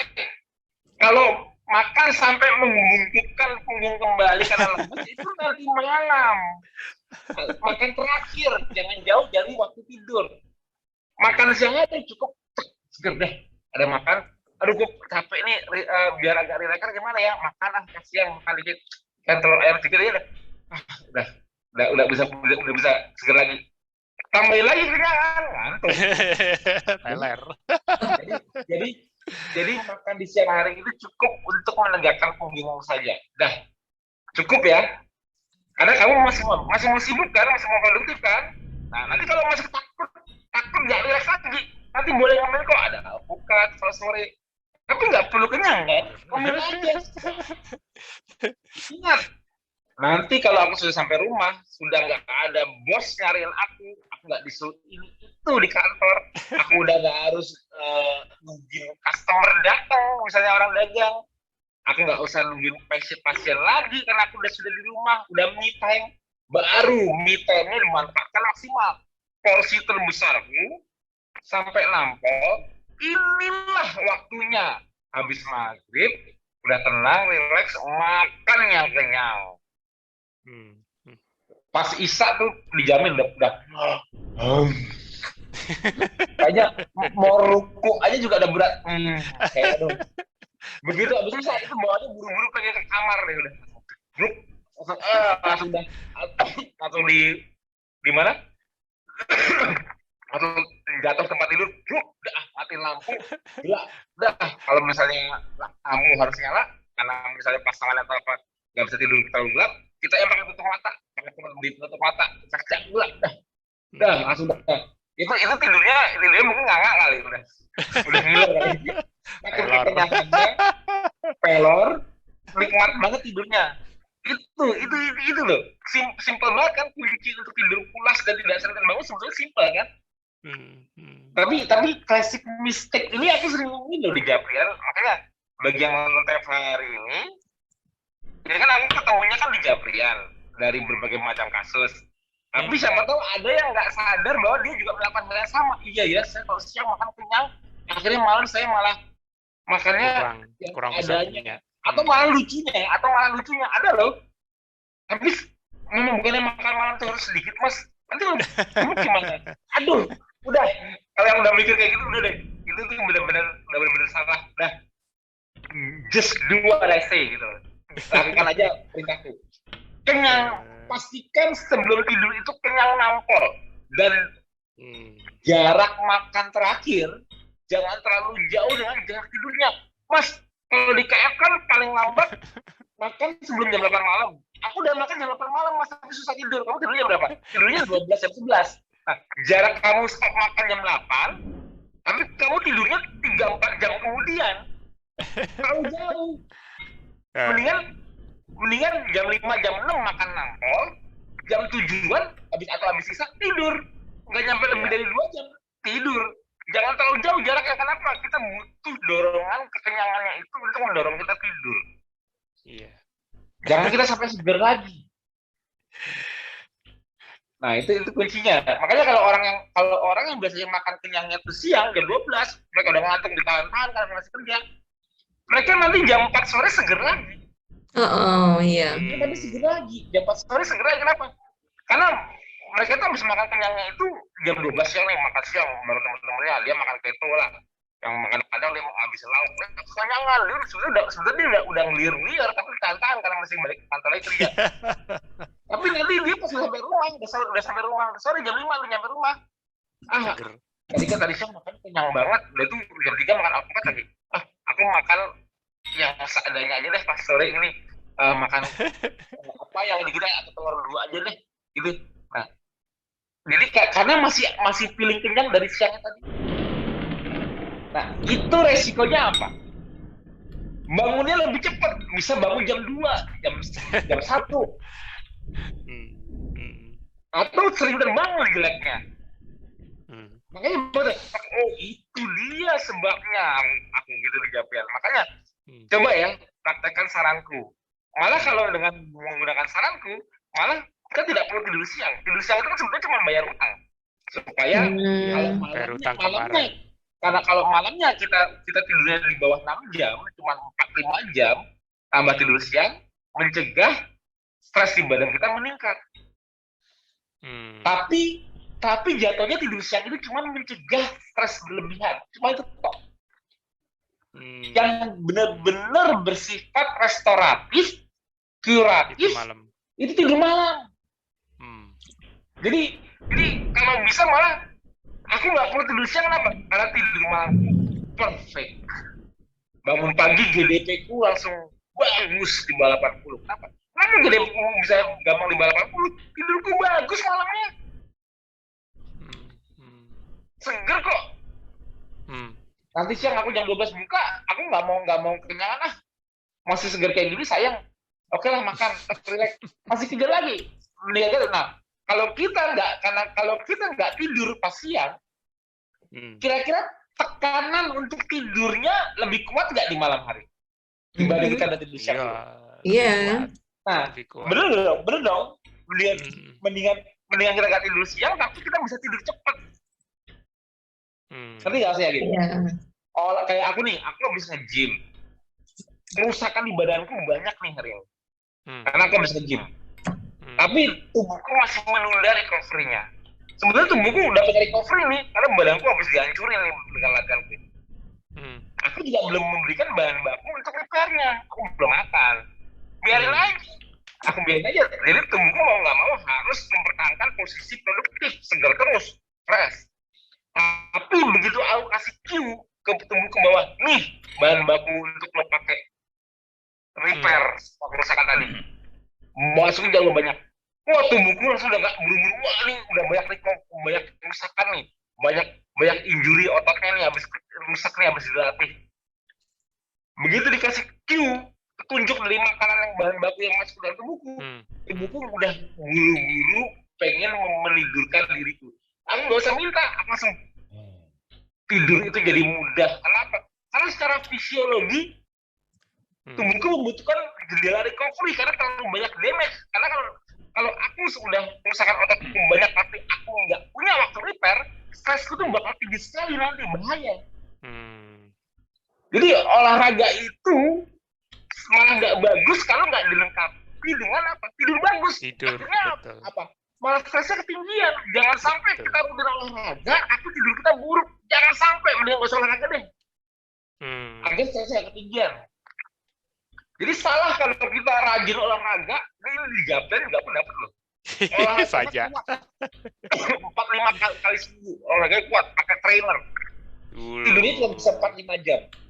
Akhirnya kupingnya berdenging, rambutnya rontok, rasanya makan jadi males, performanya agak turun. Sekalian aja deh puasa panjang, padahal puasa panjang itu bukan karena dia kuat, karena dia nggak nafsu makan mual, makan cuma sedikit, dibiarkan, tinggal nunggu maladaptasi. Itu loh, cuman gara-gara daripada 4-5 kali olahraga seminggu tapi tidur cuma 4-5 jam jelek terus, kemudian nggak usah olahraga, perbaiki dulu tidurnya lebih bagus baru olahraga. Karena bahaya, olahraganya itu stres loh, puasanya itu stres, olahraganya itu stres, kamu nggak ngasih jendela recovery, bubar jalan, stres terus, numpuk terus, domino efek, nggak boleh. Jadi memang dengan olahraga, dengan nge-gym kayak aku tadi, itu memberikan tuntutan ke tubuhku untuk memastikan aku dapat jendela recovery. Tapi aku tahu aku bakal menyediakannya nanti. Nanti nggak maksudnya? Sekarang nih walaupun aku habis capek-capekan di gym tadi, tapi aku kelihatannya lemes apa seger? Seger kan? Seger. Nggak kelihatan kayak kecapean kan, walaupun aku tadi 3 jam loh, aku dari jam 9 sampai jam 10. Sampai setengah 12 loh. Aku latihan udah dari jam 9 sampai setengah 12. Mau stop istirahat cuma 15 detik. Seantar set. Berat banget deh kalau orang nggak ketosis mungkin udah pingsan kali. Tapi begitu aku udah duduk, ketemu kopi lagi tadi. Gimana gitu? Bisa tebat tuh. Nggak harus buru-buru makan tuh. Tapi jangan salah, tubuhku ini udah punya dorongan kuat untuk buru-buru recover. Ayo dong, kapan ya waktu recovery? Tubuhku udah nungguin nih. Nah, sabar. Sampai rumah, begitu gue makan terus salmonella semua, dah mulai udah aku ditidurin. Aku bakal dimasukkan ke posisi tidur lebih mudah, lebih gampang. Kenapa? Karena ada demand, ada permintaan tuh butuh recovery. Dan aku memberikannya ya, bukan sengaja makan dulu, ada Netflix lagi bagus nih, ntar recovery nanti, ntar begadang dulu bentar. Aku nggak nunggu, abis isa pingsan, udah. Nggak usah pusing-pusing, pingsan. Dah, apa-apa yang aku lakukan urusan duniawi besok pagi-pagi aku mau sembuh udah bangun kok. Seger kok, pas sembuh bangunnya fresh, nggak lapar kok. Kayak tadi yang aku bilang tadi di postingan. Bangun subuh, itu segernya luar biasa. Lapar, nggak berasa apa-apa. Maunya pengen buru-buru, aduh, jam berapa nih, udah telat nih, langsung pagi-pagi jalan sama Mas Salim. Udah itu buru-buru ke gym, olahraga lagi, repeat the day lagi. Nggak perlu tidur siang lagi. Nggak perlu bayar utang. Tapi aku dari isa sampai subuh, perfect tidurnya. Ya bangun sih, paling sekali pipis. Wajar. Tapi tidurnya lagi mudah. Selesai. Nah, sebenarnya tidur itu simpel kan? Tapi akhir-akhir ini malah kompleks. Banyak orang punya masalah tidur. Nah, salah satu halnya kalau di dalam gaya hidup KF ya itu kesalahan simpel, porsi makan siang lebih besar, ngantuk ditahan, akhirnya malam pada yang mau tidur makan lebih sedikit karena merasa udah makan banyak tadi siang, jadi begitu dia udah kenyang, akhirnya dia bangun lebih cepat atau sering terbangun. Ya catat ya. yang kalau nyubi-nyubi di kita pada malas nonton TV ini, yang senior yang ikut nonton acara hari ini, kalau ada yang nanya di grup dari manapun, ingetin. Bisa jadi penyebabnya karena itu. Sering loh dijawabkan. Jadi bisa jadi sebab simpelnya kenapa mereka bangun nggak bisa tidur lagi, atau sering terbangun, atau sering kebangun tipis. Jadi udah pakai vagal tone exercise yang aku kasih perasaan itu tetap sulit. Kenapa? Dia udah di kondisi puasa. Bisa relax tapi nggak bisa tidur. Kenapa? Udah jauh terakhir dia masukin makanannya. Bikin fullnya itu udah kejauhan jaraknya. Nah itu pesan buat Mbak, nanti Mbak buktiin ya, kan besok weekend nih Mbak, sebenarnya ini weekend juga sih. Mbak libur kan? Besok nggak ada libur kan? Di rumah. Nah biasanya tidur siang kan? Kalau Minggu suka keluar kota kadang. Ya udah, buktiin mudahnya keluar kota, nggak perlu tidur siang. Buktiin dengan cara sekarang Mbak jangan tidur jam 10, Mbak tidur sampai sisa.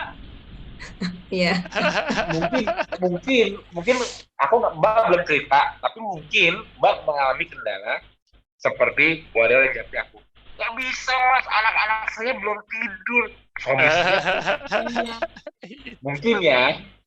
Saya nggak bisa kalau bisa ini. Iya, kalau saya di rumah kan udah sepi, anak-anak udah pada di luar kota, itu jadi makanya yang bikin mudah.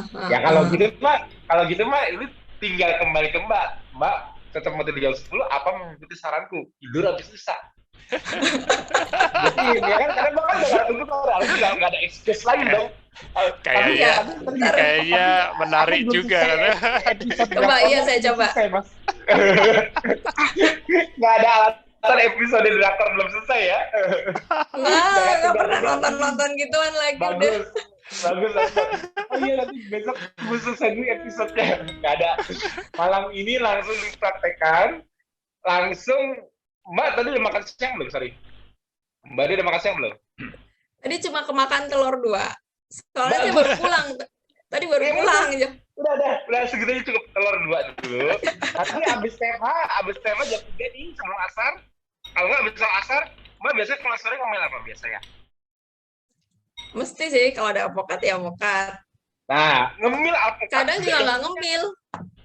Ya nggak apa, Mbak mau sambil kan Mbak anak TH ini kan Mbak cuma makan 2 telur. Terus TH. Mbak nanti pas Mbak siapin avokatnya, baru di situ Mbak mau nonton drakor, mau nonton Sri Mulat, mau nonton apapun, manfaatkan di sore hari. Rilekskan diri sore jangan tidur. Jangan tidur habis asar, ya. Nggak pernah. Tambah seger. Jangan salah. Habis asar biasanya praktek lagi. Nah, kalau di Japri aku suruh tidur siang nggak bisa. Mereka bisa tidurnya baru jam 3 sore. Malamnya jadi nggak bisa tidur lagi. Oh iya. Mistik loh. Mistik itu kayak kadang-kadang hal kayak gini kalau akhirnya nggak aku korek nggak ketahuan. Iya, benar Mas. Saya masih belum berhasil tidur malamnya. Tapi tidur siang susah. Sore doang bisa tidur. Malah susah lagi. Ya iyalah. Kalau tidur siang berhasil sore, malamnya mau tidur gimana? Udah dibayar di muka dulu. Iya, makanya kadang-kadang lucu ya. Ini gara-gara banyak orang punya masalah tidur, aku jadi kayak dapat banyak banget ngebantuin orang tidur. Aku juga nggak pernah punya masalah, tapi aku jadi punya ilmu untuk membantu orang tidur dari berbagai macam pengalaman, keluhan. Iya, betul. Jadi ketahuan kesalahan simpel itu ketahuan. Makanya aku bilang kalau habis asar atau jam 3 sore itu waktunya relaksasi, bukan tidur, relax saja. Ngemil, makan alpukat, nikmati tayangan-tayangan TV. Apa kalau tadinya misalnya aku mau bersantainya nonton TV, jangan malam-malam, jangan abis isya baru nonton film yang lucu atau apa, enggak, abis isya tidur. Kalau mau manfaatin untuk relaksasi supaya nanti tidurnya gampang, makannya juga gampang, kalau udah relax itu sore. Ya, sore jam 3 sore ke atas abis asar baru relax, ngemil sambil relax. Makanya di contoh menu di KS kan aku bilang cemilan lu ditaruhnya di sore. Kenapa? Karena memang sore itu waktunya untuk orang santai, relax, ngemil, santai. Tapi jangan kenyang dengan cemilannya ya, jangan salah. Karena nanti mau makan real food yang enak. Real food kesukaannya, apapun kesukaannya. Kalau aku suka ikan, ya aku udah nyiapin ikannya untuk sore. Nanti untuk nanti malam habis makan aku makan. Siapin, di situlah baru aku makan puas. Kalau yang sorenya kalau mau ngobrol cuma sebagai peneman, nonton TV apa-apa, jangan tidur. Nanti kalau mau tidur cepat aja, bisa tidur. Jam 7 tidur, deh. Ya, ini tips simple dariku, tapi bisa sangat merubah pola hidup. Kesannya simple, kesannya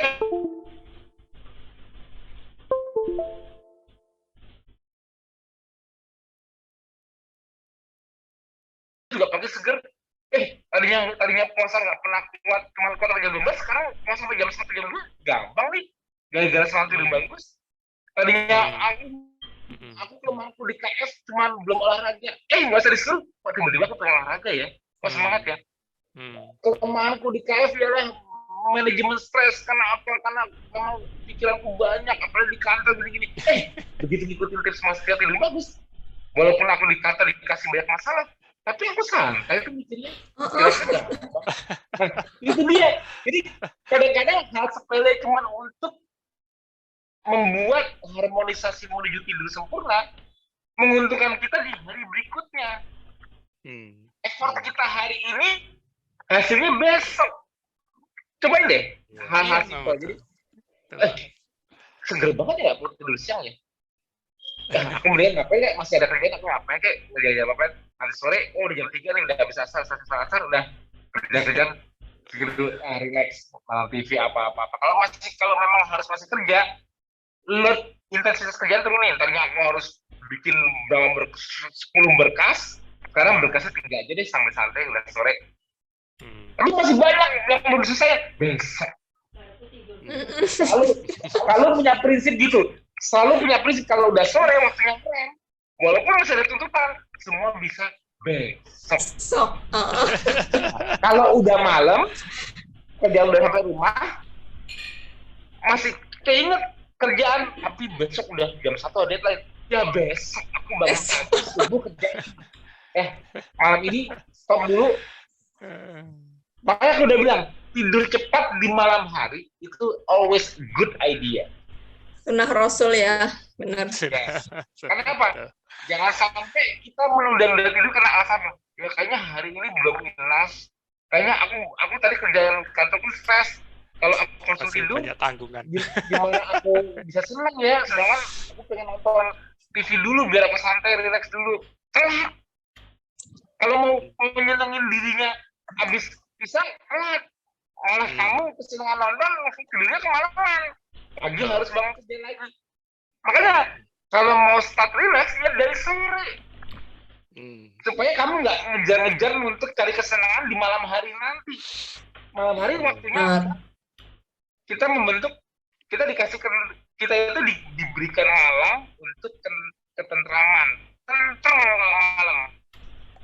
Tentang itu apa? Tidur, tenang. Itulah fungsi malam, selimut malam untuk ketentraman. Tidur, udah nggak usah mikir lagi. Jadi bener hidup enak lah. Makanya enak kan kalau pola hidup kita selalu terjaga, ketepatan waktunya kayak aku gini. Ya jalin KF susahnya apa sih? Nggak susah loh. Serius loh, Mbak baru dari 2020. Aku udah dari kapan? Biasa aja kan.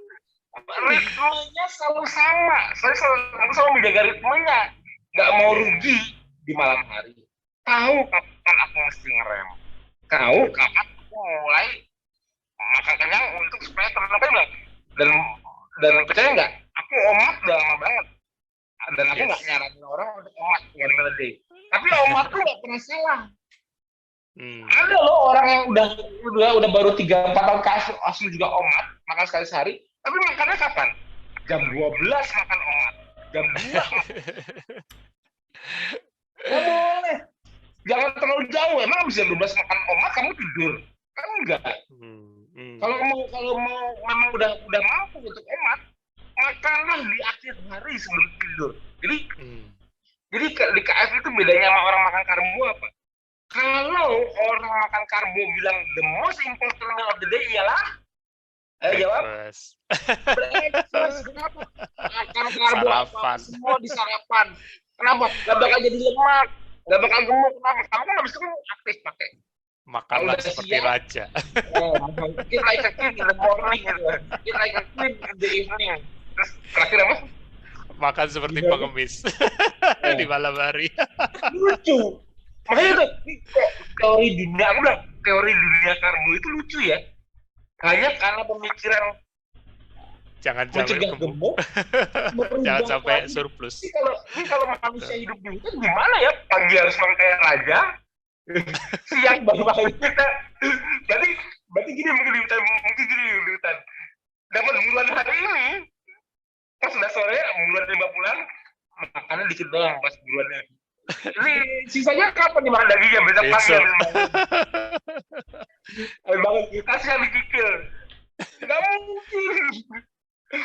Makanya yang benar itu dalam sejarah umat manusia, the most important meal of the day selalu dinner. Dinner itu tempatnya gathering. Kalau di suku-suku lima, kalau udah malam dinner itu mereka bakar api unggun, nyanyi-nyanyi, makan bersama-sama, lari-lari, tidur. The most important meal untuk semua tribe, semua suku tradisional ialah dinner. Nggak ada the most important meal pagi-pagi sarapan bareng, joget bareng pagi-pagi. Nggak ada, itu di kota.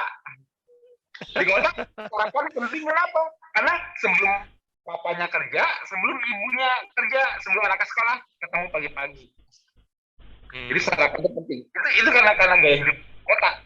Tapi realnya itu breakfast itu is the least important meal of the day, the least perlu. Karena kalau tidurnya benar, normalnya nggak lapar kalau pagi. Saya deh makan. Pagi itu nggak lapar. Normalnya orang sehat pagi itu tidak lapar. Siang bisa saja lapar. Jadi, tapi ingat, siang bisa saja lapar. Tapi ingat, cukup untuk menegakkan punggung aja. Jangan kekenyangan. Kamu nanti nggak bisa kerja lagi. Produktivitas kamu turun. Kalau mau makan nampol sampai tepar, nanti kalau udah pulang, dinner. Me time. Make sense nggak Mbak kalau dengar kayak gini, cerita kayak gini, teori-teori karbo jadi nggak make sense kan? Betul nggak Mbak? Iya kan? Kayaknya dulu Mbak Ade sudah pernah pengalaman diet juga. Iya, dulu susah. Ini gimana ya nurunin berat badan, tapi udah olahraga. Olahraga juga saya tuh jarang sebenarnya dulu. Jarang banget. Makan, akhirnya membatasi makan kan. Tapi kok tetap, akhirnya tetap nggak ada perubahan. Tambah senggol bacok, iya. Beli produk kan mahal. Terus harus beli, udah akhirnya berhenti. Sekarang ini semuanya jadi kompleks. Iya. Jadi dapat nyaman, dapat tenangnya, dapat simpelnya hidup dapat. Makanya aku bilang akhirnya KF itu diet apa gaya hidup akhirnya? Ya, gaya hidup. Gaya hidup yang udah sustainable apa berat? Apa hanya kerja waktu tertentu mampunya? Ya nyaman, jadi udah dijalanin aja. Karena saya niatnya bukan untuk diet awalnya. Ya, betul. Saya nggak tahu apa, karena nggak tahu apa-apa itu bayangan saya diceritain tapi saya blank. Ini apa sih? Mbak Tuti sama Mbak Sidik jangan baper ya. Setelah saya masuk, saya coba, baru saya paham. Oh, Bu Tuti itu mukanya begitu karena makan aja. Jadi apa yang dimakan itu jadi memang sumber kesehatan dan sumber kesakitan itu yang benar ya. Iya, betul. Ya sekarang saya rasain juga rambut nggak kayak dulu rontok. Sekarang dulu susah suka cari anti rontok sampo semua. Sekarang sampo rata-rata anti rontok semua kok. Sampo yang biasa udah nggak ada.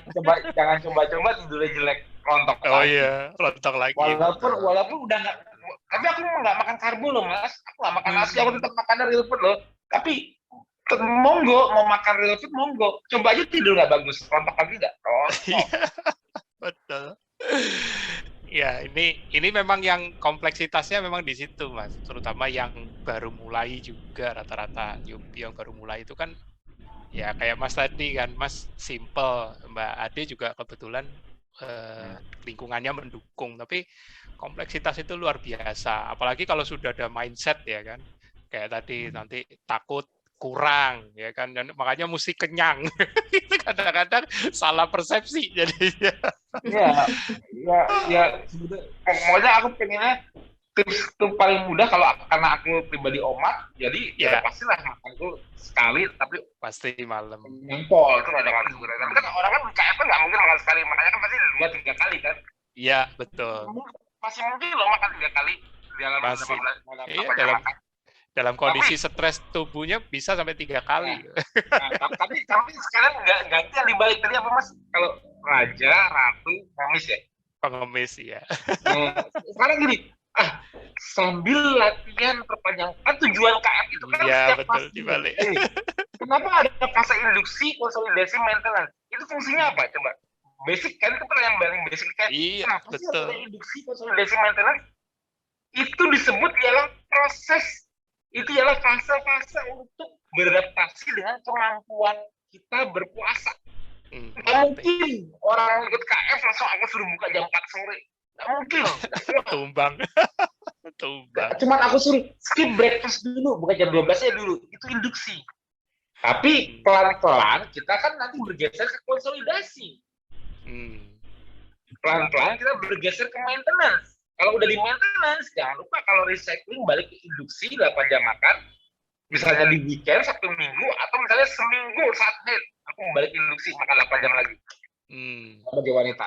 Nah, jadi tujuan fase-fase itu ialah kemampuan adaptasi dengan kemampuan puasa. Yang aku dengar sekarang ini apa persepsinya? Aduh, kapan ya bisa makan sayur? Aduh, kapan ya bisa makan buah?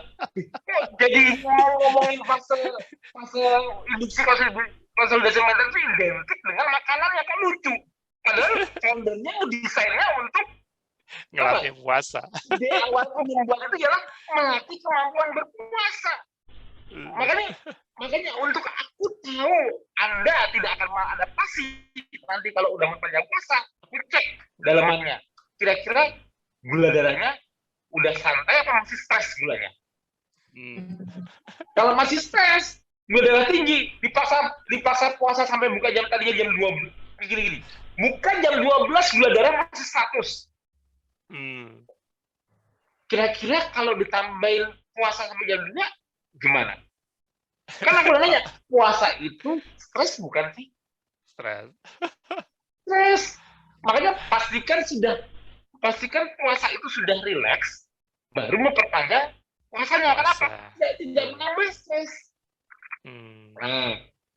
Cocoknya juga cara melatihnya mudah. Ini ketemu ide nih, cara melatihnya mudah. Dari induksi, saat buka, makan seperti pengemis.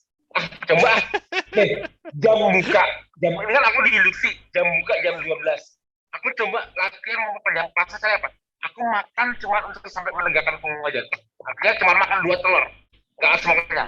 Kayak apa sih? Mampu lu? Nggak buru-buru lapar lu? Tetap masih segar lu? Ngerti nggak? Jadi kayak 2 telur ternyata udah buat aku relax. Atau kan 2 telur plus 2 potong ayam udah buat aku relax. Nggak, karena kalau aku sampai jam 2 aku tahan, aku bisa mual-mual, bisa gemetar, tapi asal udah kena 2 telur, kan makan seperti pengemis, ya kan?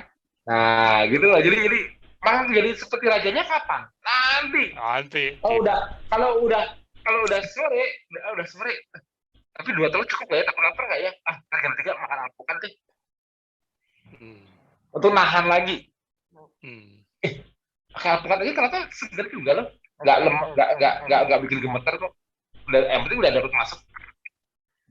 Tapi siang nggak usah banyak mikir. Makan all you can eat, mau 1 ayam penuh kek, telurnya 10 kek, bodo amat. Habisin. Sekenyangnya kamu mampu makan. nggak perlu menegakkan punggung lagi, bungkukkan kembali punggungmu sampai dapat bangun kalau perlu. Aduh kenyang. Tadinya menegakkan punggung, sekarang bungkuk, udah kekenyangan mau tidur. Nah, coba deh gunakan tips itu. Nanti lama-lama kalau dengan 2 telur aja atau 2 telur 1 ayam aja aku jam 12 udah nggak lemas. Coba deh kalau 2 telur 1 ayamnya aku makannya nanti jam 1. Bisa loh. Nah, itu kan artinya bertahap melatih kemampuan berpuasa dengan catatan gula darah puasanya. Loh, soalnya aku tadi memperpanjang puasa tuh gula darahku malah jadi 150. Berarti tubuhku stres ya. Wah, berarti jangan dulu deh. Aku belajar tugas lagi deh. Itu kadang-kadang masih salah persepsi. Begitu gula darah tinggi, dipikirnya makanan. Padahal makananku nggak ada yang salah.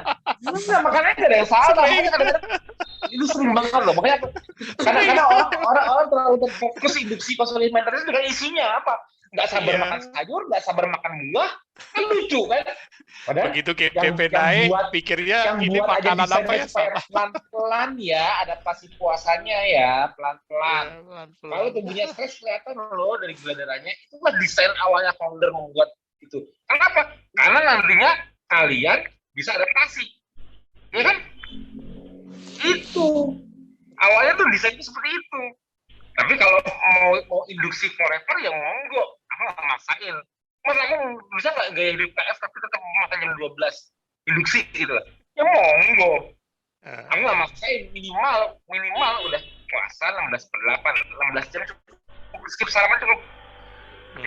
Jangan makin panjang, jangan lama jalanin KF tapi kemampuan puasa turun terus. Makin nggak mampu, makin ya induksi forever boleh tapi jangan sampai malah makin nggak mampu makan udah makan, malah makannya lebih cepat. Malah sekarang harus sarapan. Something wrong. Mendingan mencari koreksinya. Apakah masalah tidurnya? Apakah masalah apanya? Itu harus ditemukan. Karena apa? Ya. Target awalnya ialah kemampuan kita untuk menggunakan lemak di badan sebagai energi. Tuh. Dan jangan lupa, makin lama orang ketosis itu tidak akan turun-turun beratnya. Justru malah weight stall. Stabil. Ayo. 6 bulan sampai setahun KF sudah pasti weight stall deh. Nggak mungkin turun terus, nggak mungkin. Sekarang katanya, Mbak Ade udah stabil belum? Kenapa? Stabil nggak berat badan? Udah stabil belum? Apa masih udah, turun terus? Sekarang 53. Ya, udah nggak turun terus kan? Kadang naik. Malah naik kan? Turun lagi. Iya, naik cuma berapa kilo kurang. Ntar ya, turun lagi 53 lagi. Nah, itu dia Mbak. Kenapa desainnya ketosis itu aku buat dengan adaptasi puasa, bukan cuma adaptasi makan. Itu sebabnya kenapa. Semakin lama orang ketosis, kemampuan untuk menyimpan lemak kembali meningkat. Bodoh kalau nggak bisa menyimpan lemak. Itu yang makanya aku sebut dengan namanya glyceroneogenesis. Di awal, mau makan yang masih kalap, mau buka jam 12, tetap aja kurus. Kenapa? Karena tubuhnya itu belum bisa menyimpan lemak. Karena untuk menyimpan lemak masih mengandalkan gula. Yeah. Lama-lama, seiring adaptasi 6-12 bulan, tanpa karbo, tubuhnya mampu mengikat lemak kembali untuk menjadi cadangan di tubuhnya. Makanya kita tidak turun terus. Makanya keton kita juga turun di darah. Artinya disitulah saat untuk menjaga kestabilan berat badan itu, ialah apa? Makannya juga nggak sebanyak di awal. Kalau di awal makannya kayak makan siang, makan sempur terus. Kalau kita makan banyak terus, seiring waktu ya nggak mau mempersempit jendela makan ya, akhirnya berat bisa bertambah. Bukan yang nggak bisa, kan adaptasi. Iya dong. Ayo, masih nggak? Apa nggak? Coba Mbak makan kalap terus, nggak usah pakai puasa. Mohon kalau nggak naik beratnya, mohon. Walaupun di awal, masa aku dulu ikut ketogenik, makan dari pagi, siang, sore, turun mas. Tapi kok sekarang kok malah nggak bisa turun ya? Ya memang. Udah efisien. Kebingungan. Baru deh tambahin intermittent fasting, telat. Makanya itulah sebabnya kenapa desain awal KF itu ialah akhirnya masuk ke fase maintenance, bukan boleh gue makan buah. Ya kamu mampu makan hanya 4 jam tapi relax. Itu. Aku mampu makan habis asar. Asar baru makan. Tadinya aku zuhur makan, pelan-pelan jam 2 makan, akhirnya habis asar. Maintenance. Tapi kalau udah weekend, aku mau kalau cycling, karena aku pergi keluar, jam 12 aku makan di luar sama anak-anak, misalnya. Sabtu Minggu weekend. Senin sampai Jumat, aku makannya habis asar. Tapi aku lebih produktif siangnya. Itu nggak di Omat nggak ada di protokol ya, jangan suka aku ya. Omat tanggung jawab pribadi masing-masing karena nggak ada di protokol. Jangan bilang di protokol ada Omat mana tadi tulisan. Omat itu karena aku yang sudah terbiasa. Ini aku nggak perlu diikutin, belum waktunya. Aku Omat juga setelah berapa tahun baru Omat karena memang ya pengen produktif lah. Dan aku mampu, tidak gula darahku tidak lompat, aku tidak stres. Aku decide sendiri, decision making sendiri, tidak mengganggu tidurku. Jangan sampai coba-coba mengejar pengen berat itu lagi, makan dikit, nggak bisa tidur, stres, beratnya nggak turun, stresnya naik. Iya. Ya? Jadi desain awalnya KF itu kenapa ada fase-fase itu ialah adaptasi kemampuan berpuasa, bukan adaptasi kemampuan makan. Misalnya kalau kita masuk sayur maupun buah yang ada unsur karbonya supaya nggak ekses, yang udah pasti nggak ada karbo kan hewani. Iya. Yang ada karbonya kan nabati. Iya. Nah, berarti nabatinya itu saat ada resiko kemasukan berlebih, terus gini nih, hewani sama nabati yang mana? Hewani lah. Sepakat ya? Nah. Kalau aku kasih jendela makan 8 jam makan hewani yang mengenyang, yang cepat satiety-nya mengenyangkan, walaupun jendelanya 8 jam diinduksi, kira-kira cukup nggak untuk membatasi kalorinya? Cukup nggak?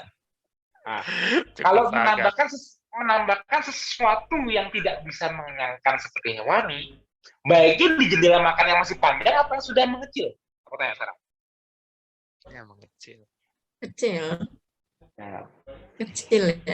Jadi mulai aware nggak kenapa aku mendesainnya dengan nabati itu masuknya di konsolidasi maintenance, mulai aware nggak mulainya founder merancang di awal. Karena unconsciously nggak usah disadarin, kamu nggak bisa makan banyak kalau jendela makan kamu tinggal segitu. Kalau kamu start makan dari jam 12 atau kamu start makan habis asar, pasti makannya tetap bisa berkali-kali atau lebih banyak makan start dari jam 12 dong. Logiknya, betul nggak? Betul dong? Iya. Nah, kalau makan yang baru habis asar baru makan, sebentar lagi habis isya kamu tidur, berapa banyak kamu bisa makan?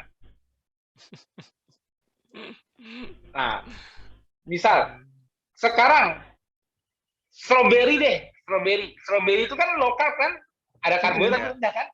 Iya. Betul dong, buah kan? Kenapa aku taruh di maintenance?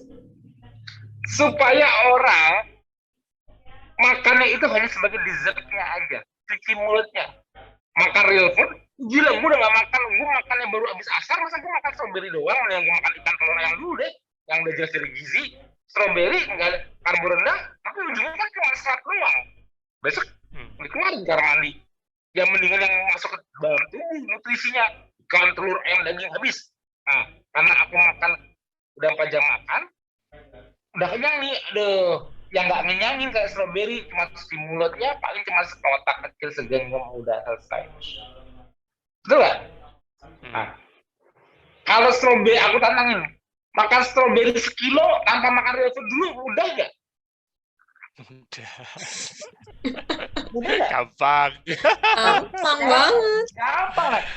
Kalau strawberry aku bilang lokap, kalau makan 1 kilo lokap nggak? Enggak. Nah, itu yang aku maksud. Itu desain awal KF. Jadi jangan induksi konsolidasi maintenance dipikirnya kapan ya bisa makan kapan ya saya bisa mampu buka jam 2, kapan ya saya habis asar tanpa menaikkan gula darah, kapan ya? Harusnya itu dulu yang dipikirin. Udah stres duluan, Mas. Iya, makanya kalau masih mendung, aduh, aku belum mampu nih, gula darahku masih tinggi terus, tidurku nggak bagus. Ya nggak usah panjang-panjang dulu puasanya. Benerin aja dulu tidurnya. Benerin dulu aja relaksasinya. Kalau gula darah udah bagus, udah santai, tidur bagus, baru tambahin. Jadi gini nih, cara ngeliat puasa itu sama aja kayak cara ngeliat olahraga. Puasa dan olahraga itu dulunya stres loh. Walaupun itu sehat, itu stres. Kalau orang kayaknya lebih gampang ngantengin puasa. Aku bisa kok makan sampai sore puasa. Tapi kalau olahraga, coba tuh kamu olahraga sekali-sekali langsung angkat yang 50 kilo. Gak ada yang mampu. Kenapa? Gak kuat, Mas. Nah, kalau puasa kok langsung kuat, bisa 1 harian nggak makan. Karena udah biasa. Gampang. Kalau olahraga nambah beban itu susah. Kenapa? Karena itu stres yang terkontrol. Kenapa? Kamu nggak bakal mampu. Tapi kadang-kadang olahraga yang dalam bentuk kardio atau misalnya treadmill atau misalnya jogging atau lari, ini juga sering kadang-kadang nggak sadar. Kenapa? Begitu ketosis, energi melimpah, kadang-kadang kita kalau melakukan kardio ini juga bisa bablas. Artinya apa? Kita nggak sadar, nggak kerasa. Tadinya belum pernah lari, tapi kok tiba-tiba bisa lari 1 kilo, 2 kilo enteng ya. Nah ini bisa bablas, tapi kalau akan beban sampai kapanpun nggak bakal bisa. Mau kamu ketosis, ya udah 10 tahun ketosis, kalau nggak pernah ngangkat beban, nggak bisa kamu ujuk-ujuk ke itu makan 20 kilo buat shoulder press, nggak bakal mampu. Stres duluan ototnya, nggak kuat angkatnya. Udah dikasih tahu, kamu jangan tinggi-tinggi duluan. Nah, kalau udah jelas olahraga aja kita harus pelan-pelan memberikan intensitas stresnya, sama puasa juga harus pelan-pelan. Jangan ngoyo. Percuma, aku bisa puasa panjang tapi gula darahku nggak pernah turun. Akhirnya stres di badan. Walaupun udah biasa puasa ya, Mas. Walaupun udah biasa puasa, walaupun sebelumnya puasa Daud. Nah, jadi dan oh iya nih, ngomong bahas puasa Daud nih. Ya. Banyak juga kasus yang orang-orang Daud itu kan sebetulnya kan tambahan, nggak ada di protokol. Iya. Banyak yang menjalankan puasa Daud dari ada yang beberapa jabatan itu yang dari 2017 sampai 2020, sudah 2019 mereka menjalankan Daud fine aja. Begitu 2020 menjalankan Daud malah adaptasi. Iya. Aksesnya simple. Entah gimana, begitu lockdown, Daud itu malah membuat tidurnya nggak sebagus waktu Daud 2019. Tapi dia tetap menjalankan Daudnya. Menjalankan Daud di kondisi sleep deprivation. Kondisi lockdown, tidur makin sedikit, kebanyakan screen time. Tahu nggak artinya apa? Akhirnya bergejala. Padahal sebelumnya Daudnya biasa. Tapi Daud itu merupakan stres yang berat kalau tidak diimbangi. Nanti dia apa? Yang membuat Daud muda itu kalau tidurnya bagus. Kalau tidur nggak bagus, jangan coba-coba kamu memberikan stres walaupun itu Daud. Kadang-kadang gini, karena aku sudah niat mau Daud, udah dikasih sinyal nggak bisa tidur, tetap dipaksakan. Yes. Itu salah. Jangan memaksakan sesuatu. Memang niatnya baik untuk dapat pahala. Memang niatnya baik untuk dapat pahala. Tapi kalau akhirnya kita tahu, tapi kalau aku paksain kan, kalau kita ngerti fisiologi, tapi kok tidurku hari-hari nggak bagus nih. Tapi aku pengen tetap Daud nih biar dapat pahala. Jangan dong, kalau kamu sakit kan malah bukan pahala yang dapat, malah sakit. Jadi harus sadar diri. Ini kejadian juga loh. Ini kisah nyata loh, kejadian. Ya kan? Iya, Mas. Makanya menjelang nih sebentar lagi kita Ramadan loh. Iya, sama puasa itu Mas yang buat bayar utang. Ya. Oke. Mau Ramadan, mau puasa bayar utang, sebetulnya apa yang harus kita persiapkan sebelum Ramadan nanti? Tebak apa? Ayo, tebak apa sebelum Ramadan? Bagi yang belum tidurnya bagus, start dari sekarang gunakan tips-tipsku latihan tidur bagus. You will need it at Ramadan. Ya, jangan sampai masuk Ramadan di kondisi tidurnya masih parah. Ya, aku ingetin, jangan sampai masuk Ramadan bulan yang wajib berpuasa bagi yang muslim, wajib, tapi kitanya tidak bisa melaksanakan yang wajib ini dengan mudah. Kenapa? Karena kita masih tidak bisa beradaptasi dengan kita dengan baik. Tidak boleh. Jadi sebelum mulai Ramadan, start perbaiki tidur dari sekarang. Supaya apa? Supaya Ramadan nanti smooth, mudah, nggak bisa diem, bisa nyuci kolam siang-siang kayak Mbak Ade. Mau nggak nyuci kolam siang-siang kayak Mbak Ade? Tidur bagus dulu. Gimana Mbak Ade?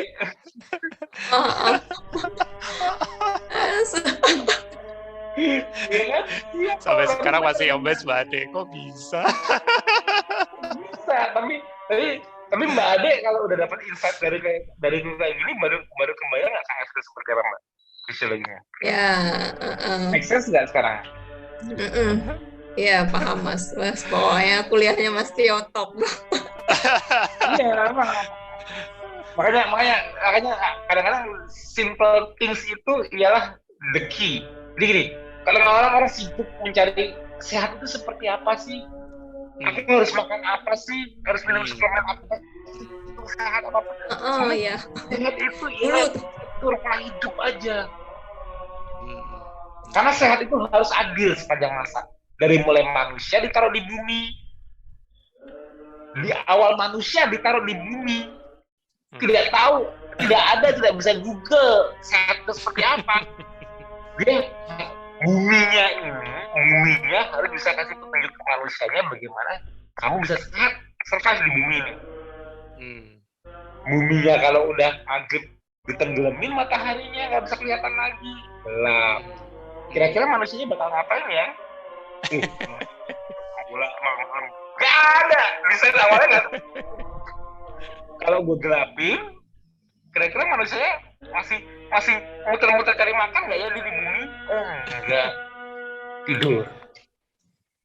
Karena gelap itu berbahaya, pasti manusia ini bakal mencari tempat perlindungan yang paling aman dulu sejak sorenya.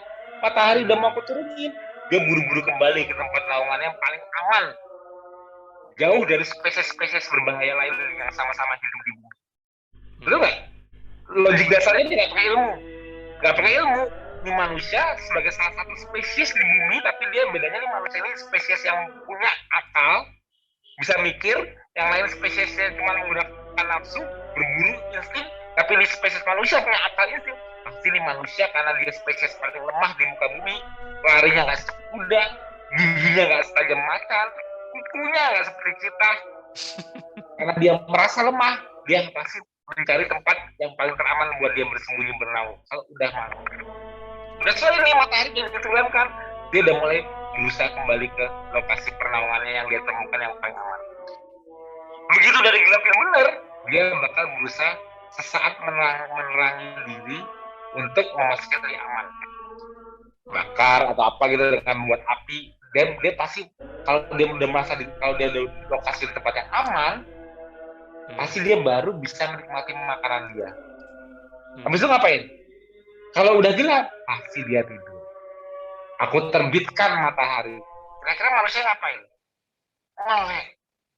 Silau. Begitu matahari dimakin dinaikkan, kira-kira itu manusia itu ngapain sih di bumi? Pasti dia menjadi khalifah lagi. Berusaha mencari gimana dia bisa hidup hari itu. Dia bergerak lagi mencari makannya, bersaing dengan spesies lain yang sama-sama predator, tapi dia punya otak. Kalau aku larinya nggak bisa cepat makan, ya udah, aku kemudian nunggu mangsaku aja. Aku milik cari akal supaya gimana aku bisa. Aku kalau suruh ngejar kijang nggak mampu, macan yang ngejar. Tapi gimana ya cara supaya aku nggak perlu ngejar, tapi aku bisa dapetin dia? Oh, aku bikin tombak. Kalau aku lempar, nyampe duluan. Macan yang masih ngejar-ngejar, kita pakai tombak. Macan yang masih ngejar, kita tembak tombak, udah dapet duluan ke sana. Pakai panah. Cuma dengan punya otak. Kalau larinya sih kalah masih nggak. Tapi kita bisa dapet tuh lawan kita untuk buruannya, ya kan? Nah, itu satu tuh didapetin. Nanti kalau udah dapat buruannya, kira-kira buruannya diapain nih di muka bumi? Diambil, dibawa pulang dulu. Nggak langsung digeragotin di tempat. Nggak habis ditombak, dimakan di tempat. Kalau singa habis digigit, dimakan di tempat. Kenapa? Lalu siapa yang mau gangguin gue makan? Nggak ada kan? Ada nggak yang banding gangguin makan macan? Can bagi dong dikit dagingnya. Nggak ada kan? Raja hutan dia santai aja. Dia nggak usah membawa ke tempat naungannya dia. Paling nanti gue bawa pulang buat anak gue doang. Saya mikir gitu. Manusia harus kembali ke naungannya, cari tempat yang aman dulu. Proses dulu, baru dia bisa menikmati makanannya. Kenapa? Karena manusia merasa manusia itu spesies paling lemah. untuk makan itu dia butuh tenang dulu. Nggak bisa makan di kondisi ketakutan, stres. Bisa nggak? Nggak bisa. Itulah kenapa saat matahari mulai diturunkan, mulai ditenggelamkan, itulah waktu-waktunya manusia bisa santai, rileks, dan menikmati makannya. Simpel kan, pakai ilmu pengetahuan nggak kira-kira manusianya itu? Harus pintar dulu nggak? Manusia primitif itu harus berpikir, gimana ya hidup sehat ya? Berpikir seperti itu nggak? Desain alamnya, buminya mengasih clue timing-timingnya. Ya kalau bumi yang sekarang ya beda. Kan terang kalau malam, hiburan kan baik. Kalau sekarang barulah kita cari ilmu. Dulu nggak perlu pakai ilmu, tapi sekarang lah ilmu dicari. Kenapa? Kalau nggak, berantakan hidupku. Ikutin sinyal sekarang nggak selesai. Sinyalnya sampai depan pisang goreng, ya kan? Sinyalnya sampai depan bisa naik taksi, tidak pergi kemana-kemana. Nah, sinyalnya nanti malam banyak film bagus. Drakor menanti. Kira-kira sekarang sinyal di alam kita sekarang natural nggak? Kita tanya. Kalau diikutin terus sinyal yang sekarang kita nggak sadar-sadar, nggak ngeh sinyal originalnya bumi seperti apa, bablas nggak kita gaya hidupnya? Berarti bener nggak kalau untuk sehat itu ternyata cuma di pola hidup, mengembalikan timingnya seperti awalnya bumi memberikan waktu, walaupun kita nggak tinggal di hutan dan mungkin nggak mau kalau disuruh ke hutan, ya dengan ini kan kita bisa tahu, ya walaupun masih ada hiburan, tapi habis bisa aku mau tidur. Sebelum tidur aku mau makan kenyang seperti orang di hutan. Ya kan? Itulah, jadi aku mau relax kalau udah sore. Karena orang di alam liar juga kalau udah sore berusaha nyari aman, relax, nggak nyari buruan terus sampai malam-malam. Nggak berani dia malam-malam berbahaya. Kalau sekarang mau sampai malam juga banyak orang masih cari duit. Ya kan? Nah, at least kita punya fondasi untuk menyelaraskan dengan buat back to nature gitu ya. Back to nature ya. Kembali ke alam. Artinya gini, kembali ke alam adalah kembali mendengarkan sinyal alam itu sebenarnya seperti apa. Lupakan gedung-gedung, bayangkan kalau kita di hutan seperti apa, di alam seperti apa, sinyal apa yang diberikan kepada kita supaya kita melakukan pola hidup kita harus seperti apa, timingnya seperti apa, what to do, what and when to eat. Itu semua harusnya kebayang dong secara imajinasi aja kalau kita di alam liar kayak gimana. Ya kalau kita sekarang di sini ya jelas nggak kebayang. Pagi itu wajar makan. Puasa diet loh. Kan paling digituin. Kok nggak makan karbo? Gitu ya. Di hutan ada gini. Lu nggak makan karbo? Gitu ya. Enggak lah. Karena padinya. Itu ada padi. Oh ya, 6 bulan aku tungguin biar panen dulu baru aku makan. Kan nggak mungkin. Ini nggak di hutan nggak ada yang bilang lu nggak makan karbo. Gitu ya. Di sini gitu ya. Jadi yang makanya the real truth kan akhirnya kan nanti kan terjustifikasi sendiri. Walaupun aku bilang di awal tadi Mbak Ade, gimana respon sejawat gaya hidup kita anti mainstream, tapi kalau udah dijelaskan begini, kok kayaknya malah gaya hidup kita paling natural ya. Bener nggak Mbak Ade? Bener nggak Mbak Ade? Iya. Awalnya kita merasa paling asing, paling aneh di dunia sekarang. Tapi paling natural, pola hidupnya paling mendekati dengan cara hidup di alam sebenarnya, ya kan? Bener-bener kembali seperti hidup di alam, bukan makanan alam. Kembali ke alam makannya daun-daunan, emang mau kambing.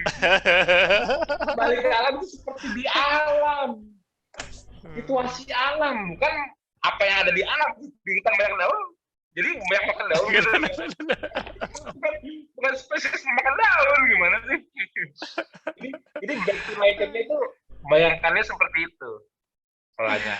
Oke. Nggak sadar udah 2 jam. Berarti monggo closing statement buat teman-teman yang nanti menyimak rekaman video ini. Silakan Mbak. Iya, makasih banyak Mas Tio, kuliahnya Iya, mantep Mbak. banget. Apalagi waktu zaman varian Delta itu, aduh kalau ketinggalan semenit aja, ketinggalannya panjang banget. Mbak Ade itu ada di grup Medcon tuh nih? Medcon 1. Alhamdulillah. Mbak Ade tuh jarang komen tapi. Iya, jarang komen, tapi silent rider mesti ngikutin. Apalagi waktu varian Delta tuh kan banyak ini, saya pernah jadi ini apa isoman para isoman. Itu saya bersyukur banget, makasih banyak Mas Tio. Ya hanya nyampe, ya Allah, itu saya sujud syukur banget. Eva waktu itu kan nawarin saya japri, mau minta berapa Mbak? Aduh, minta berapa? Saya mau minta banyak, nggak enak kan, mahal banget itu. Tiga aja deh Mbak. Saya kirim 20 ya. Lu. Terima kasih banget Mas Tio semuanya. Akhirnya terbantu semuanya teman-teman di sini. Iya, mungkin itu aja.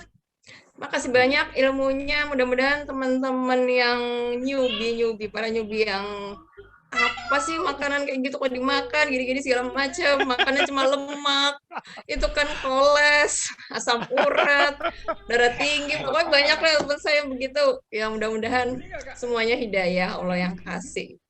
Saya cuma bisa mendoakan aja, mudah-mudahan apa yang udah saya rasakan mereka juga bisa merasakan, itu aja. Termasuk keluarga ya Mbak ya? Termasuk suami juga, nanti moga-moga. Amin. Kayaknya satu kebahagiaan lebih lagi kalau sama suami bisa berdua RKM-nya. Cuma udah nggak sarapan beliaunya. Wah, keren. Udah nggak sarapan karena istrinya nggak nyiapin sarapan kali ya. Nggak apa-apa. Yang penting tidak merasa terpaksa, tetap merasakan manfaatnya. Tapi malah udah nyaman dengan nggak sarapan, malah nyaman. Jadi makan siangnya agak banyak. Keren. Jangan lupa makan malamnya supaya tidur enak. Iya. Nah, bilang sama suaminya, Mas, kita kalau sekarang tidurnya besar tidur yuk. Jangan terlalu lagi. Kita kalau makan memang harus kompak kan dong. Maksudnya nanti kan dia nggak tahu kalau misalnya Mbak Ade tiduran suaminya masih bangun, loh aku tinggalin tidurnya. Sekarang kalau tidur bareng masih jam 9 tuh sudah masuk kamar semua dua-duanya. Nah, makanya malam ini nih aku habis Steva dikasih insight sama Mas Tio nih, katanya lebih bagus habis bisa ya coba. Habis kita makan kenyang ya Mas. Nah, maksudnya dia kasih makan yang banyak, Mbak juga makan yang kenyang banyak. Coba pengen tahu dia habis kita teler nggak? Yuk masuk kamar, masuk pas bisa tidur nggak? Nah, polanya nanti bareng-bareng dibentuk bersama-sama. Nanti lama-lama pelan-pelan makanannya sama gitu. Sama hampir makanan sama, banyakan lemaknya. Tapi kalau masih karbo ya hati-hati lah jangan. Unrealized tapi oke kok, bisa terasa kok manfaatnya, karena walaupun masih low carb pun juga sudah terasa manfaatnya ya. Keren. Mbak Ade, thank you untuk testimoninya, sharingnya ya. Moga-moga diskusinya ke depan juga di grup Medcon akan jauh lebih menarik lagi, bisa lebih seru lagi nanti. Mas Tio, makasih juga ya, terus setia mendampingi teman-teman nakes. Ditunggu loh Mas, copasnya antar grup udah mulai kurang. Iya, copas itu Mas Budi, aku gawangin di grup Facebook aku. Iya Mbak Irma nih, kalau Mbak Irma nanti bantu copas-nya kalau ada yang penting ke grup Medcon lain, ada 4 grup Medcon, aku di Medcon 1 terus. Iya. Apalagi untuk Fish Challenge. Lagi Fish Challenge. Oke, teman-teman, waktu juga yang membatasi, tapi jangan pernah menyerah, jangan pernah tetap semangat ya, karena akan selalu ada kisah-kisah yang selalu menginspirasi, baik itu dari warrior dan juga nakes. Tetap sehat dan sampai jumpa. Salam sehat, dadah.